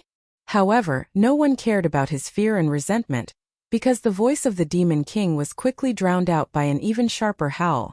It was the voice of Flofa, which was also the voice of the Twilight Dragon. In an instant the world trembled slightly. Where Flofa's fingertips touched, a white light suddenly burst out from the amber. It was like a flowing light vein, extremely dazzling. And the next moment, a dazzling light will bloomed, followed by a shockwave. Brando saw the dazzling light explode in his vision, like a blooming flower of light. It was like the birth and death of a new star, from a grain of light to a dazzling burst of light. At that moment Flofa's figure was engulfed by the endless light, followed by Allah's little female dragon. Brando widened his eyes and subconsciously reached out his hand, but what he could grab was destined to be nothing more than nothingness. The bright light swept in all directions, strands raised, they intertwined into a stream of light, gushing out. In an instant it affected the entire world. For some reason when he saw this scene, this sentence flashed in Brando's mind without warning. When Martha was born, light was born. Light lit up the eternal darkness. That was the beginning of everything. He shook his head, as if he wanted to expel this strange thought from his mind. However, his mind was groggy, and his eyelids were heavy. The system was repeatedly emitting ear-piercing screams and warnings in his mind. Warning: heart and lung function is declining. Warning: excessive blood loss, life in danger. Warning: vital signs are disappearing. However, this clamor was very familiar to him. It was as if he had experienced something similar in a certain scene. Warm light flowed around his body. In this white world, Brando seemed to hear another voice. That voice was gentle and quiet, like a woman's soft hand caressing his tired soul and the wounds all over his body, calming him down and telling him, "My dear child, please go to sleep. At this moment you only need to rest, and everything in this world has nothing to do with you anymore. You don't belong here, do you? No little female dragon, alas." Brando shook his head vigorously, trying to wake himself up. He knew that he could not close his eyes at this moment, otherwise, what awaited him would be eternal sleep. "I came here," he shouted at himself hoarsely in his heart. "It's to change everything for Erwin, for the princess, for the Roman and Freya, for everything I love, so that there will be no more regrets. You must not give up, Brando, so you must wake up." Brando subconsciously grabbed the angel's heart vase in his hand, but at this moment, something that terrified him happened. He found that he had grabbed nothing. His heart sank endlessly. Brando subconsciously turned his head, just in time to see the milky white teardrop-shaped pendant turn into dust in his hand. When the pure and flawless light swept over it, everything was gone with the wind. Then he heard a scream. It was Akintu's voice. When the Demon King was engulfed by the flawless light, white smoke came out from all over his body. Then, starting from his skin and muscles, his entire body began to disintegrate, turning into little white lights and dissipating into nothingness. Martha. No. This was the last syllable that Brando heard from the burning dusk, the great demon, the Demon King with a sheep's head, the Lord of Purgatory, Akentu. Then the Demon King was born into nothingness before his eyes. Everything faded away. He saw a woman appear beside Akentu. A girl of 13 or 14 years old, with long green hair, quiet eyes and pointed ears. It was the image of Sifrit. Except for the quiet demeanor and temperament, they were exactly the same. The girl glanced at him, her mouth opened and closed as if she was answering him. But there was no sound. But Brando recognized the shape of her mouth. I did not lie to you, Akentu, the gentle voice replied calmly. Because you can't understand the meaning of nobility. If you want to wear the crown, you must bear its weight. In the gray world. It was as if, for a moment, the huge abandoned city suddenly emitted a buzzing sound from the depths of its interior. It was like a huge illusion, but in an instant the illusion became reality. Because on the desolated horizon, the top of the huge black tower that pierced straight into the sky suddenly became bright. In the hole at the top of the black tower, a dazzling ball of light that was like the sun lit up. A figure appeared on the top of the tower. It was a pair of beautiful silver eyes. She silently looked at the earth, silently looked at the sky, silently looked at the whole lifeless world. But at that moment, a path of light extended out from the huge ball of light under the lady's feet. It flowed down the body of the black tower. The light poured into the ground under the tower and then spread out in all directions. The city that had been shrouded in darkness began to brighten up one by one.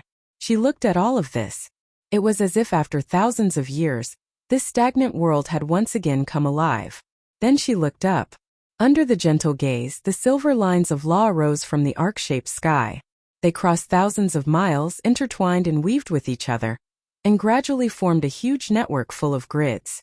And that was the network Brando saw in Won't Tiamat's network. When every node of this huge network began to brighten, the gray clouds began to separate to the sides, revealing the network of light and the dark purple sky behind. And on the eastern horizon, there was a line of red clouds that was slowly rising. Martha felt a little sad, because that was the last sunrise left after countless years of silence in this world. Its time had stopped here, but finally at this moment, it bloomed in front of her eyes with the last moment of this world.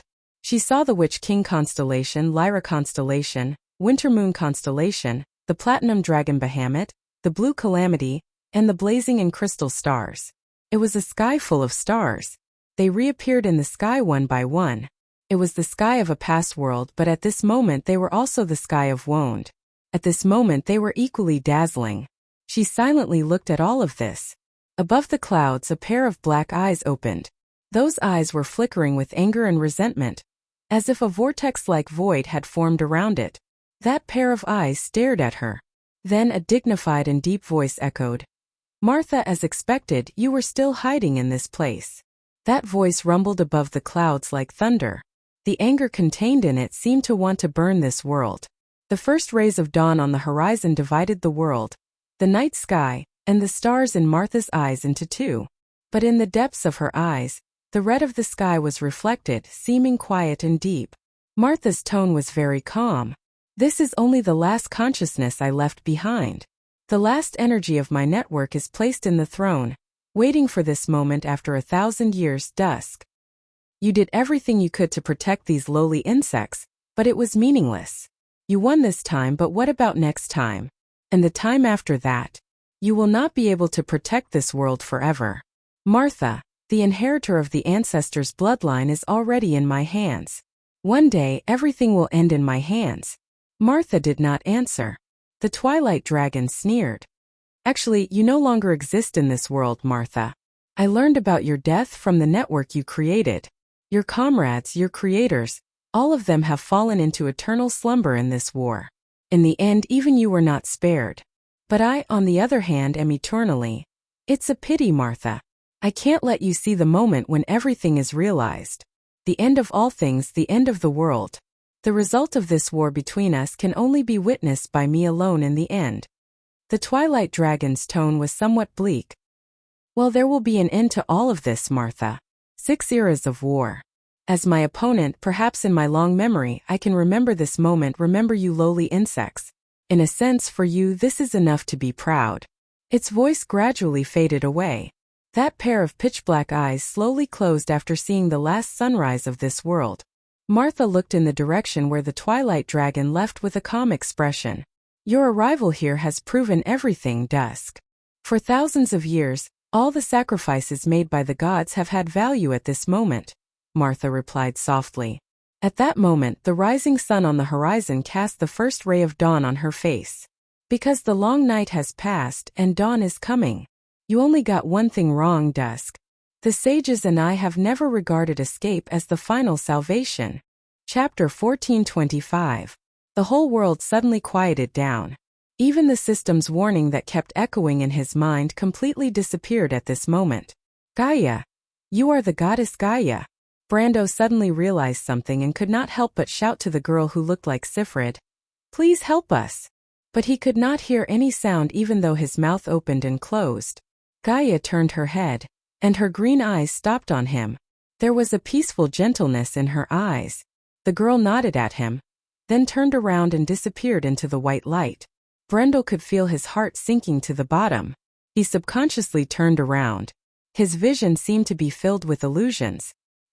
He saw Magadol shouting something to him, but the nun princess' mouth was opening and closing, and there was no sound at all. In that direction, the little girl Ren was holding her head, as if she was screaming silently. Her sister was protecting her under her body, and the two sisters were hugging each other tightly. Feng Qi and Mr. Lu were struggling to hold on, blocking the wind in front of the two sisters. Feng Qi seemed to be shouting something to him, but he could not hear it. Huang He was running towards him. She reached out her hand, but it was tightly held by the fairy lute. He saw the little fairy was gesturing something to him. After a while, he finally understood the meaning of the gesture. Martha. Brando suddenly turned around. In the center of the whole world, white light was flowing along the surface of the amber. It intertwined to form a stream of light, wrapping the entire gem in it, forming a huge cocoon of light. However, in a world of whiteness, Brando suddenly saw a woman's figure slowly walking out of the light. She seemed to be a simple woman, but in an instant, she was so dignified and noble that one could only look up to her. She seemed to be a mother or a kind elder, but in an instant, she gave off the aura of a young girl in youth. The charm of a woman seemed to be fluctuating from her body, unpredictable and unpredictable. Brendel could not see the other person's face clearly in the light, but he understood that the other person was smiling at him. It was a smile of praise, and there was a trace of familiarity and intimacy in it. She nodded slightly at him. It was a gentle and quiet voice, as if it could heal all the scars in one's heart. I said, I will give you wings of light. So one day I can make you king, my child. In the dark world, a bright and gentle light appeared in his vision. After a while, Brando realized that it was a passage of light. What is this place? Where am I? He thought in his heart, but his feet involuntarily moved forward. The light in front of him became brighter and brighter, as if the whole world was enveloped by this light. Everything around him was white. In this light, he gradually heard a sound. It seemed to be a group of people shouting noisily. The crowd was shouting something. Just as he was trying to make out the noise, a group of knights suddenly passed by him. Brando turned around in shock and saw that those people were running forward in the light. Not far away, there was a crying baby girl lying on the ground. When he saw the knights cautiously approaching the baby girl, he cried out in surprise and joy. Found her. Kill her, demon girl. Thank you, Martha, we are saved. Brando suddenly froze. Roman. Roman? His gaze fell on the baby girl, and he felt as if something was stuck in his throat. Then he saw the knights shouting and pulling out their swords. Brando subconsciously wanted to pull out Holy Sword Oderfeis, but he grabbed empty air. He panicked and lowered his head. He did not know when, but he was wearing a black and red robe. The place where his sword was originally hanging was also empty. No! He saw the knight raise their swords and shouted subconsciously. However, before the knights could make a move, they suddenly disappeared in the light. Their bodies seemed to have turned into countless specks of dust and disappeared with the wind. Brando looked at this scene in shock. Just as he was about to move forward, another group of people brushed past him. They were people wearing black and red robes that were almost identical to his own. They passed by him but did not look at him. Instead, they walked to Romaine and picked her up from the ground. One of them looked at the Roman with an indescribable expression. He shook his head heavily. What a nightmare. He reached out to kill the Roman. Brendel was so frightened that he rushed forward and grabbed the man's hand. But before he could say anything, another person beside him said, "Don't worry about it. She is at least our most successful creation. You can't just destroy her like this. This is the result of our joint efforts. Maybe there are other ways. Everything will have to wait for the council's joint decision." The man holding the Roman hesitated. His hand stopped in midair. "If this plan fails completely, we may have to compromise." "No. Maybe there is a second way. The plan of the Druids may not succeed. The Bronze tribe is violent and full of flaws. The council will not approve of it." "This is not good news, my brother. The Watchers have found that Martha is acting strangely. In the past few days, she has used 70 to 80% of the network's energy several times. Although it was very short, there are still traces." "What is our great mother doing?" "Projection. She seems to be projecting something." The man was silent. He put down his hand. "I have to talk to her." Brendel looked at all of this in shock, but in an instant, the figures of these people in long robes also disappeared into thin air. The last one to disappear was the baby girl. Brando felt that the merchant girl looked at him strangely. There was surprise and nostalgia in her eyes. He was about to say something, but she also disappeared. At this moment, Brando suddenly realized that all of this was manipulated. He turned his head and shouted in this snow-white world, "My lord, I've been waiting for a long time. Lady Martha, I know you are here, but I don't understand. What is all of this for?" But there was no voice in the space that answered his question. Then he saw another scene. There stood a young girl. She was only 13 or 14 years old. Her face was a copy of Sifrid's, but she was older. She had a head of dreamy green hair that fell to the ground like a waterfall. She stood barefoot on the snow-white ground. It was the goddess Gaia. Brando recognized her at a glance. But at this time, the goddess did not seem to see him. She was facing a direction and seemed to be talking to someone. "Mother, the power of the network is almost exhausted. I have arranged for everyone to enter standby mode, but the divine people seem to have noticed something. Let me see Azure. I will explain everything to them." A gentle voice replied. Brando recognized the owner of the voice in an instant. It was Martha, mother of all things. "But," Gaia replied, "is all of this really necessary, mother? Why do we have to deny the divine people's plan? Haven't we always done this for 5 generations? Because, Gaia, we can protect this world for a while, but we cannot protect it forever. One day we will disappear. So before that, we must make a decision. Is this the origin of the curved surface plan, mother? But why can't all of the divine people know about this? Is it because of the Bronze tribe's betrayal? The Twilight Dragon has infiltrated my network. I can feel its presence, but this is also our best chance, Gaia." Gaia nodded silently. "I understand, mother." But she paused and asked, "The next era, will it really be as we think? Will we really be able to obtain the final victory?" "I do not know, my child. But everything has the possibility of its existence. This may be the uncertain fate of our world, but there will always be one person who will control it." All the voices seemed to gradually become softer and softer until they could no longer be heard. The image of the goddess Gaia also disappeared in an instant. The surroundings seemed to have become quiet again. But at this time, a gentle voice suddenly sounded in Brando's mind. "You have many doubts in your heart, don't you, my child?" Brando suddenly turned around and looked around as if he wanted to see someone. But he found nothing. He suppressed the shock in his heart and asked, "Lady Martha, is that you?" "It is me, child." Brando was silent for a moment before asking, "My lady, where is this place? Where am I? Am I still alive?" "This is my world. Martha replied in a gentle voice. As for whether you are still alive or not, I think you have the answer in your heart, don't you, my child? Brando was silent. After a while, he finally asked the question that had been in his heart. Lady Martha, you know where I came from, don't you? I know where everyone comes from, the gentle voice replied. My child, I know what you are thinking in your heart. Perhaps I will give you the answer. Brando suddenly saw a sandstorm in front of him. The dust and sand gathered into a tower, forming a scene that he felt familiar with. He stood in the middle of a street. There were tall buildings on both sides of the road, and the traffic was shuttling back and forth.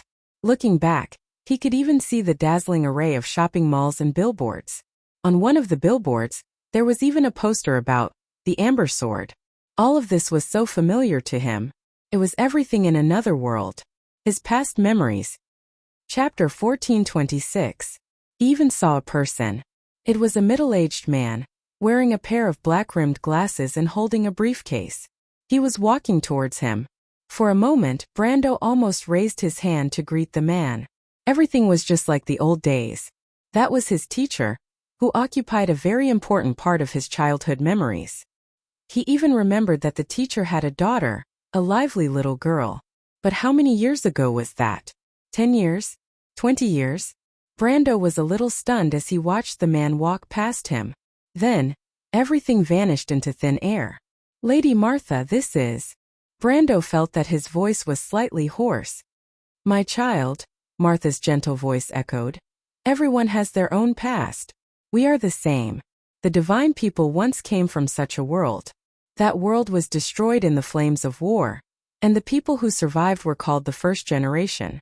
They were the ancestors or the Mediterraneans, travelers. They brought everything of the past with them, and traveled among the many worlds until they came to this world. That was the story before the first era. With the joint efforts of the ancestors we built everything. I created this world and called it the Wound. However, the civilization and order that we brought from the past world was so incompatible with this new world. When the old and new order clashed, the hostility of this world, the twilight, woke up from the chaos. Thus began the curtains of the war that had lasted for so long. Although it was not the first time Brando heard about this history, Martha's personal description made him yearn for the epic history. The inheritance of the civilization between the two worlds, the ancestors of the Planeswalker, used their almost great power to create such a miracle. Then, everything that mortals saw in this era was born. However, Martha's tone wasn't arrogant, and she didn't seem to be proud of it. My child, since the beginning of the ancient war, we were destined to fight against the will of this world. Therefore, in every war we have almost lost. In order to preserve ourselves, I left the Sword of Fate, Amber, in the supreme authority of Tiamat as the last resort to restart this world. And in the 5 wars after that, almost every time we survived through it. Amber? Brando was a little puzzled. Isn't that the throne of destiny? He raised his head and suddenly noticed that the mother of all things had appeared before him at some unknown time. Martha's face was filled with a sacred smile. She looked at him but did not directly answer the question. Do you understand the meaning of the throne, my child? Brando was a little at a loss. Martha smiled gently and continued. My child, you must understand that in that eternal war, we are not immortal. And one day, when the gods pass away one by one, everything we protect will meet the destined end in that era. Destined? Brando frowned. Lady Martha, if everything is destined, then what is the meaning of all these wars? You said that Amber is the sword of fate for mortals. Can it really let us control our own fate? Martha also smiled and shook her head at the answer to this question. She only replied, Our world has been destroyed and reborn again and again. But everything is not unchanged, my child. Although the ending of each war is repeated, like a knot that cannot be untied. But under such circumstances the Bronze Race was born. The Bronze Race. They have left us, my child, but that is inevitable. Martha's voice was calm and steady. In the darkness, the rusty clockwork is returning to its original position. Because, from the beginning, they have already pointed to a path to victory. What? Brando was a little surprised. He had only heard of the Bronze Race's betrayal, but he had never heard of such a thing. Martha seemed to have expected his surprise and continued. In that era, I saw a kind of hope in the bronze race. Perhaps there is such a path that allows us to coexist with the will of this world. Our goal is not to destroy everything, but to protect this new home. So this is. Brendel suddenly understood something when he heard this. Yes, this is the beginning of the era of mortals. Mortals born of iron were born. My child, this is the era you see. Brando fell silent and did not speak for a long time. It was not until a few minutes later that he spoke again. However, the Twilight Dragon did not weaken because of this. Instead, the gods and ancestors left this world one by one. In our era, the power of mortals is so weak. Where is our hope? How can we defeat the Twilight Dragon? He raised his head and looked into Martha's eyes. Those deep silver eyes were full of praise. Martha slowly walked to Brando's side, reached out her hand, and placed it on his forehead. Brando could not feel the physical touch of her hand, but he could feel a faint warmth. You should understand, Brando, my child. The Twilight Dragon is not the will of this world itself. It only represents the hostility and destruction of this world. When the conflict between the old and new order is inevitable, it is born. So when everything ends, it is the time of the Twilight Dragon's demise, my child. And everything? Martha's silver eyes fell on him and looked at him quietly. The Twilight Dragon understood in the Wars of the Four Eras that it must seize the highest authority of the Tiamat law, the Amber Sword. Only then can it completely end everything, our world. For this reason, it did not hesitate to project its body into the network of Tiamat. It descended into this world in a physical form and occupied the body of the Roman lady. Because it already knew of the divine people's plan, and through the Bronze Tribe's betrayal, it stole the most important part of the plan. Through its own ingenious arrangements, it allowed the outcome of the Sixth War to proceed in the direction it wanted, until today, when this moment has arrived. Brando stared blankly at Martha, looking at the mother of all things. You?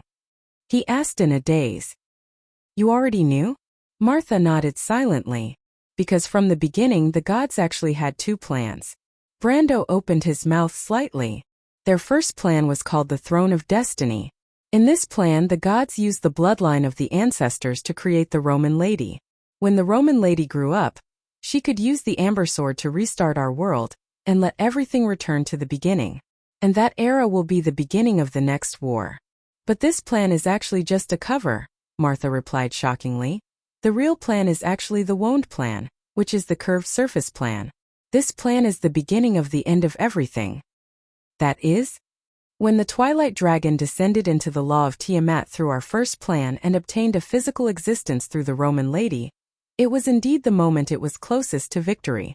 However, at the same time, it also exposed its greatest weakness. Because, as the owner of the bloodline of the ancestors, it will become one with our world. It will become one of the highest authorities in this world, but it is also a part of this network. Martha stared at Brando and asked word by word. Do you know what the throne means, my child? Brando shut his mouth, his heart moved. The Twilight Dragon will never understand what the throne means because it lacks the emotions of a mortal, so it will never be able to win this war. Martha shook her head gently. This era, she replied, is an era where the gods have left the world and the stars have fallen to the earth. And on the earth, the mortals born in the black iron will control their own fate and future. That will be a new era. Above the mortals, there will no longer be authority above them. And after that, we will no longer be able to determine the fate of these people. Perhaps for this world, it is time to loosen its remaining shackles. Brando, Martha asked softly, the era you see, our dreams and hopes, has it been realized? Has it arrived? Brando shook his head gently. On the earth there were still the gold and silver races. The legacy of the gods still determined the future and fate of Wound. There were also existences like him and the Silver Queen, who held the highest authority in this world. It even had deep traces of the previous era. The order left by the Planeswalkers still existed. Even the Planeswalkers themselves had not completely left. And the fire of divinity had never been born from mortals. Did mortals really control their own fate? Perhaps this is my question as well. Because the answer to this question is without a doubt, no. So the Twilight Dragon still exists, Martha replied softly. My child, do you understand? Brando was silent for a moment. He reached out and held his mother's hand on his forehead. That hand was heavy, as if it was the crown she promised him. Mother, what should we do? If you want to wear the crown, you must bear its weight, my child. Brando raised his head, somewhat stunned. Martha looked at him and slowly narrated. I was born with the highest authority, my child. From the moment I was born, I created a network called Tiamat in this world. When all the laws descended, elements and magic each had their own duties. Thus the world called Wond was born. But our world was born with the highest authority. All its authority and power also came from there. Therefore, only those above the throne can destroy the throne itself. And the Twilight Dragon will not know that there is another person in this world who can also pick up the holy sword Amber, the highest authority in this world. Brando pursed his lips tightly. He even closed his eyes, as if he had already expected this. Martha looked at him with a somewhat gentle gaze. Brando, my child, I have chosen a hero from the unseen world. He has such a special quality. Only he can bear such a heavy responsibility. He will end everything in the past and put the final end to this never-ending war. But, after a long time, Brando opened his eyes again. Why me? Martha looked at him and gestured for him to raise his head. She pointed at the scene in front of them. When Brando saw that scene, he felt as if all the blood in his body was rushing to his brain, because he saw a young man. The young man's upper body was naked and his eyes were closed. His body was contained in a metal culture tank, and his whole body was wrapped in a translucent liquid. In front of the young man, there were 3 tall men in long robes. Brando stared at the rings on their hands. The head and tail of the Ouroboros coiled around each other, shining brightly. That's me? The face that should be called Sophie seemed so unfamiliar to Brando at this moment. Martha nodded. I have used all the authority of cell nuclei 4 to 13, mobilized almost all the remaining energy in the Tiamat Law Network, and built a game called the Amber Sword in your world through the causality of time and space, and did not hesitate to disturb the flow of time in the future to reproduce part of Wond's history in front of your eyes. I have chosen some people, but only you have successfully come to our world. I can feel the obsession in your heart, Brando. Perhaps it is your love for some people and things, and for Erwin that resonates with this world enough. Brando sighed softly. What is a cell nucleus? It is the collective name of the 36 satellites in low Earth orbit of Wond, which is also my body. Are all the gods like this? Brando recalled the spectacular scene he saw outside the elemental boundary of Tiamat and asked. Martha nodded. Then what about senior sister? Miss Maynold was also a part of this plan, but the child was not completely successful. Perhaps you will have a chance to see her in the future, and bring my apologies to her. Then I came to this world and got the identity of Brando. Was it also arranged by you? Brando hesitated for a moment and finally asked this question. Martha looked at him and answered softly. You have lived for 140 years in our era. In that era, Odin and Gaia taught you many things. After you died, we preserved your memories and created another embryo. That is the current you, Brando, my child. You don't have to doubt your identity. She put down her hand. You are Brando, the grandson of the Earth Sword Saint, a Highland Knight, and the heir of the Cardoloso family. But when everything came, your past memories recovered themselves and returned to you again. You are Sophie and also Brando. Brando was silent. He seemed to have returned to that summer night a few years ago.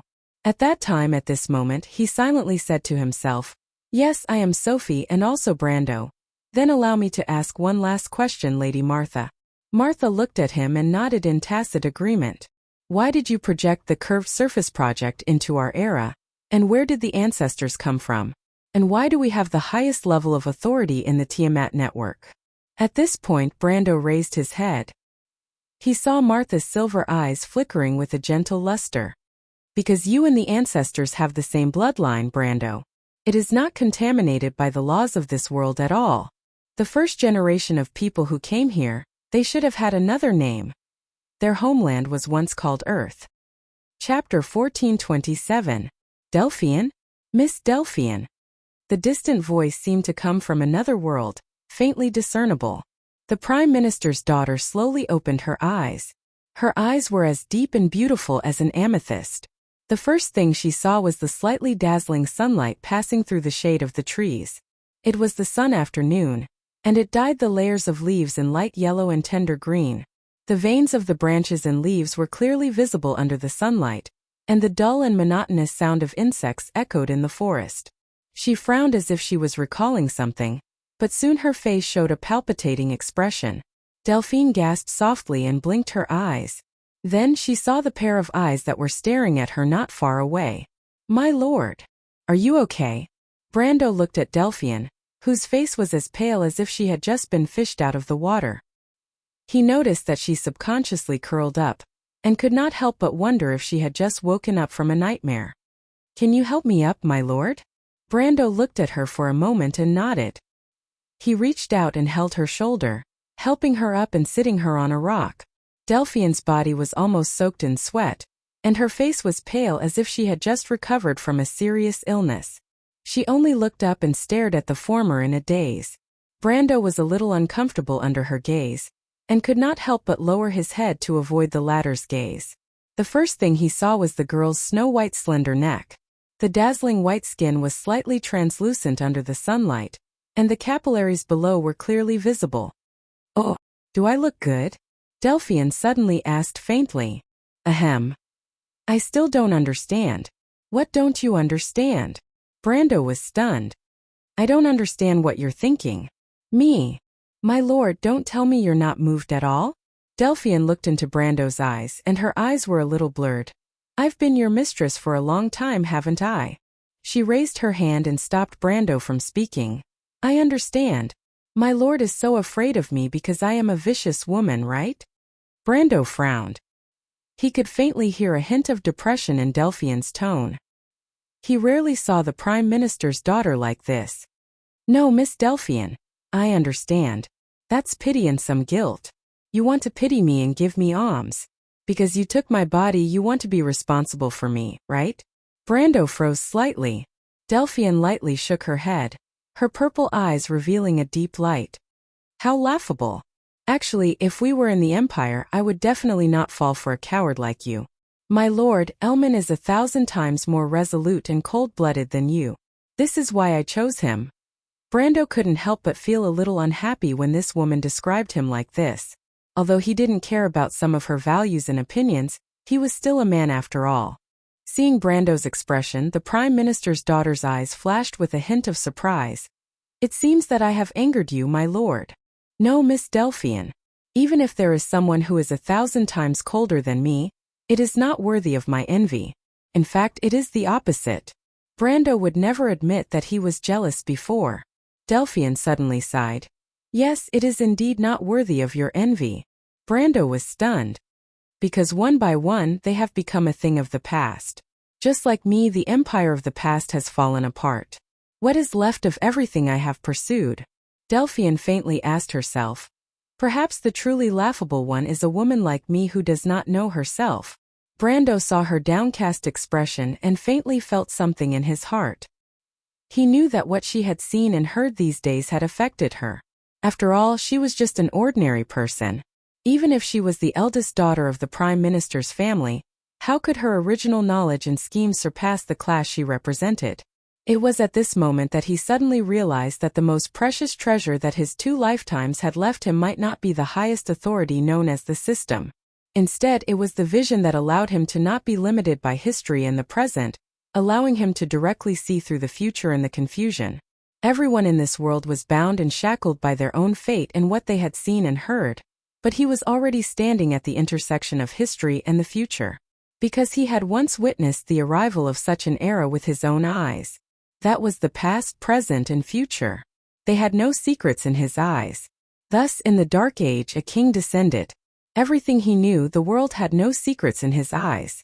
And perhaps this was the most important treasure that Martha had not hesitated to disturb the flow of time to pass on to the winners. Brando could not help but unconsciously let go of his palm. There in his palm was a ball of light that emitted a faint green light. It shone verdant like a dream, and the light flowed in his palm. Delphine was attracted by the light. She looked up and stared at the ball of light in Brando's hand. "This is the nature pearl?" Brando nodded. "Lady Martha gave it to you?" Brando nodded again. He could not help but recall the scene at that time.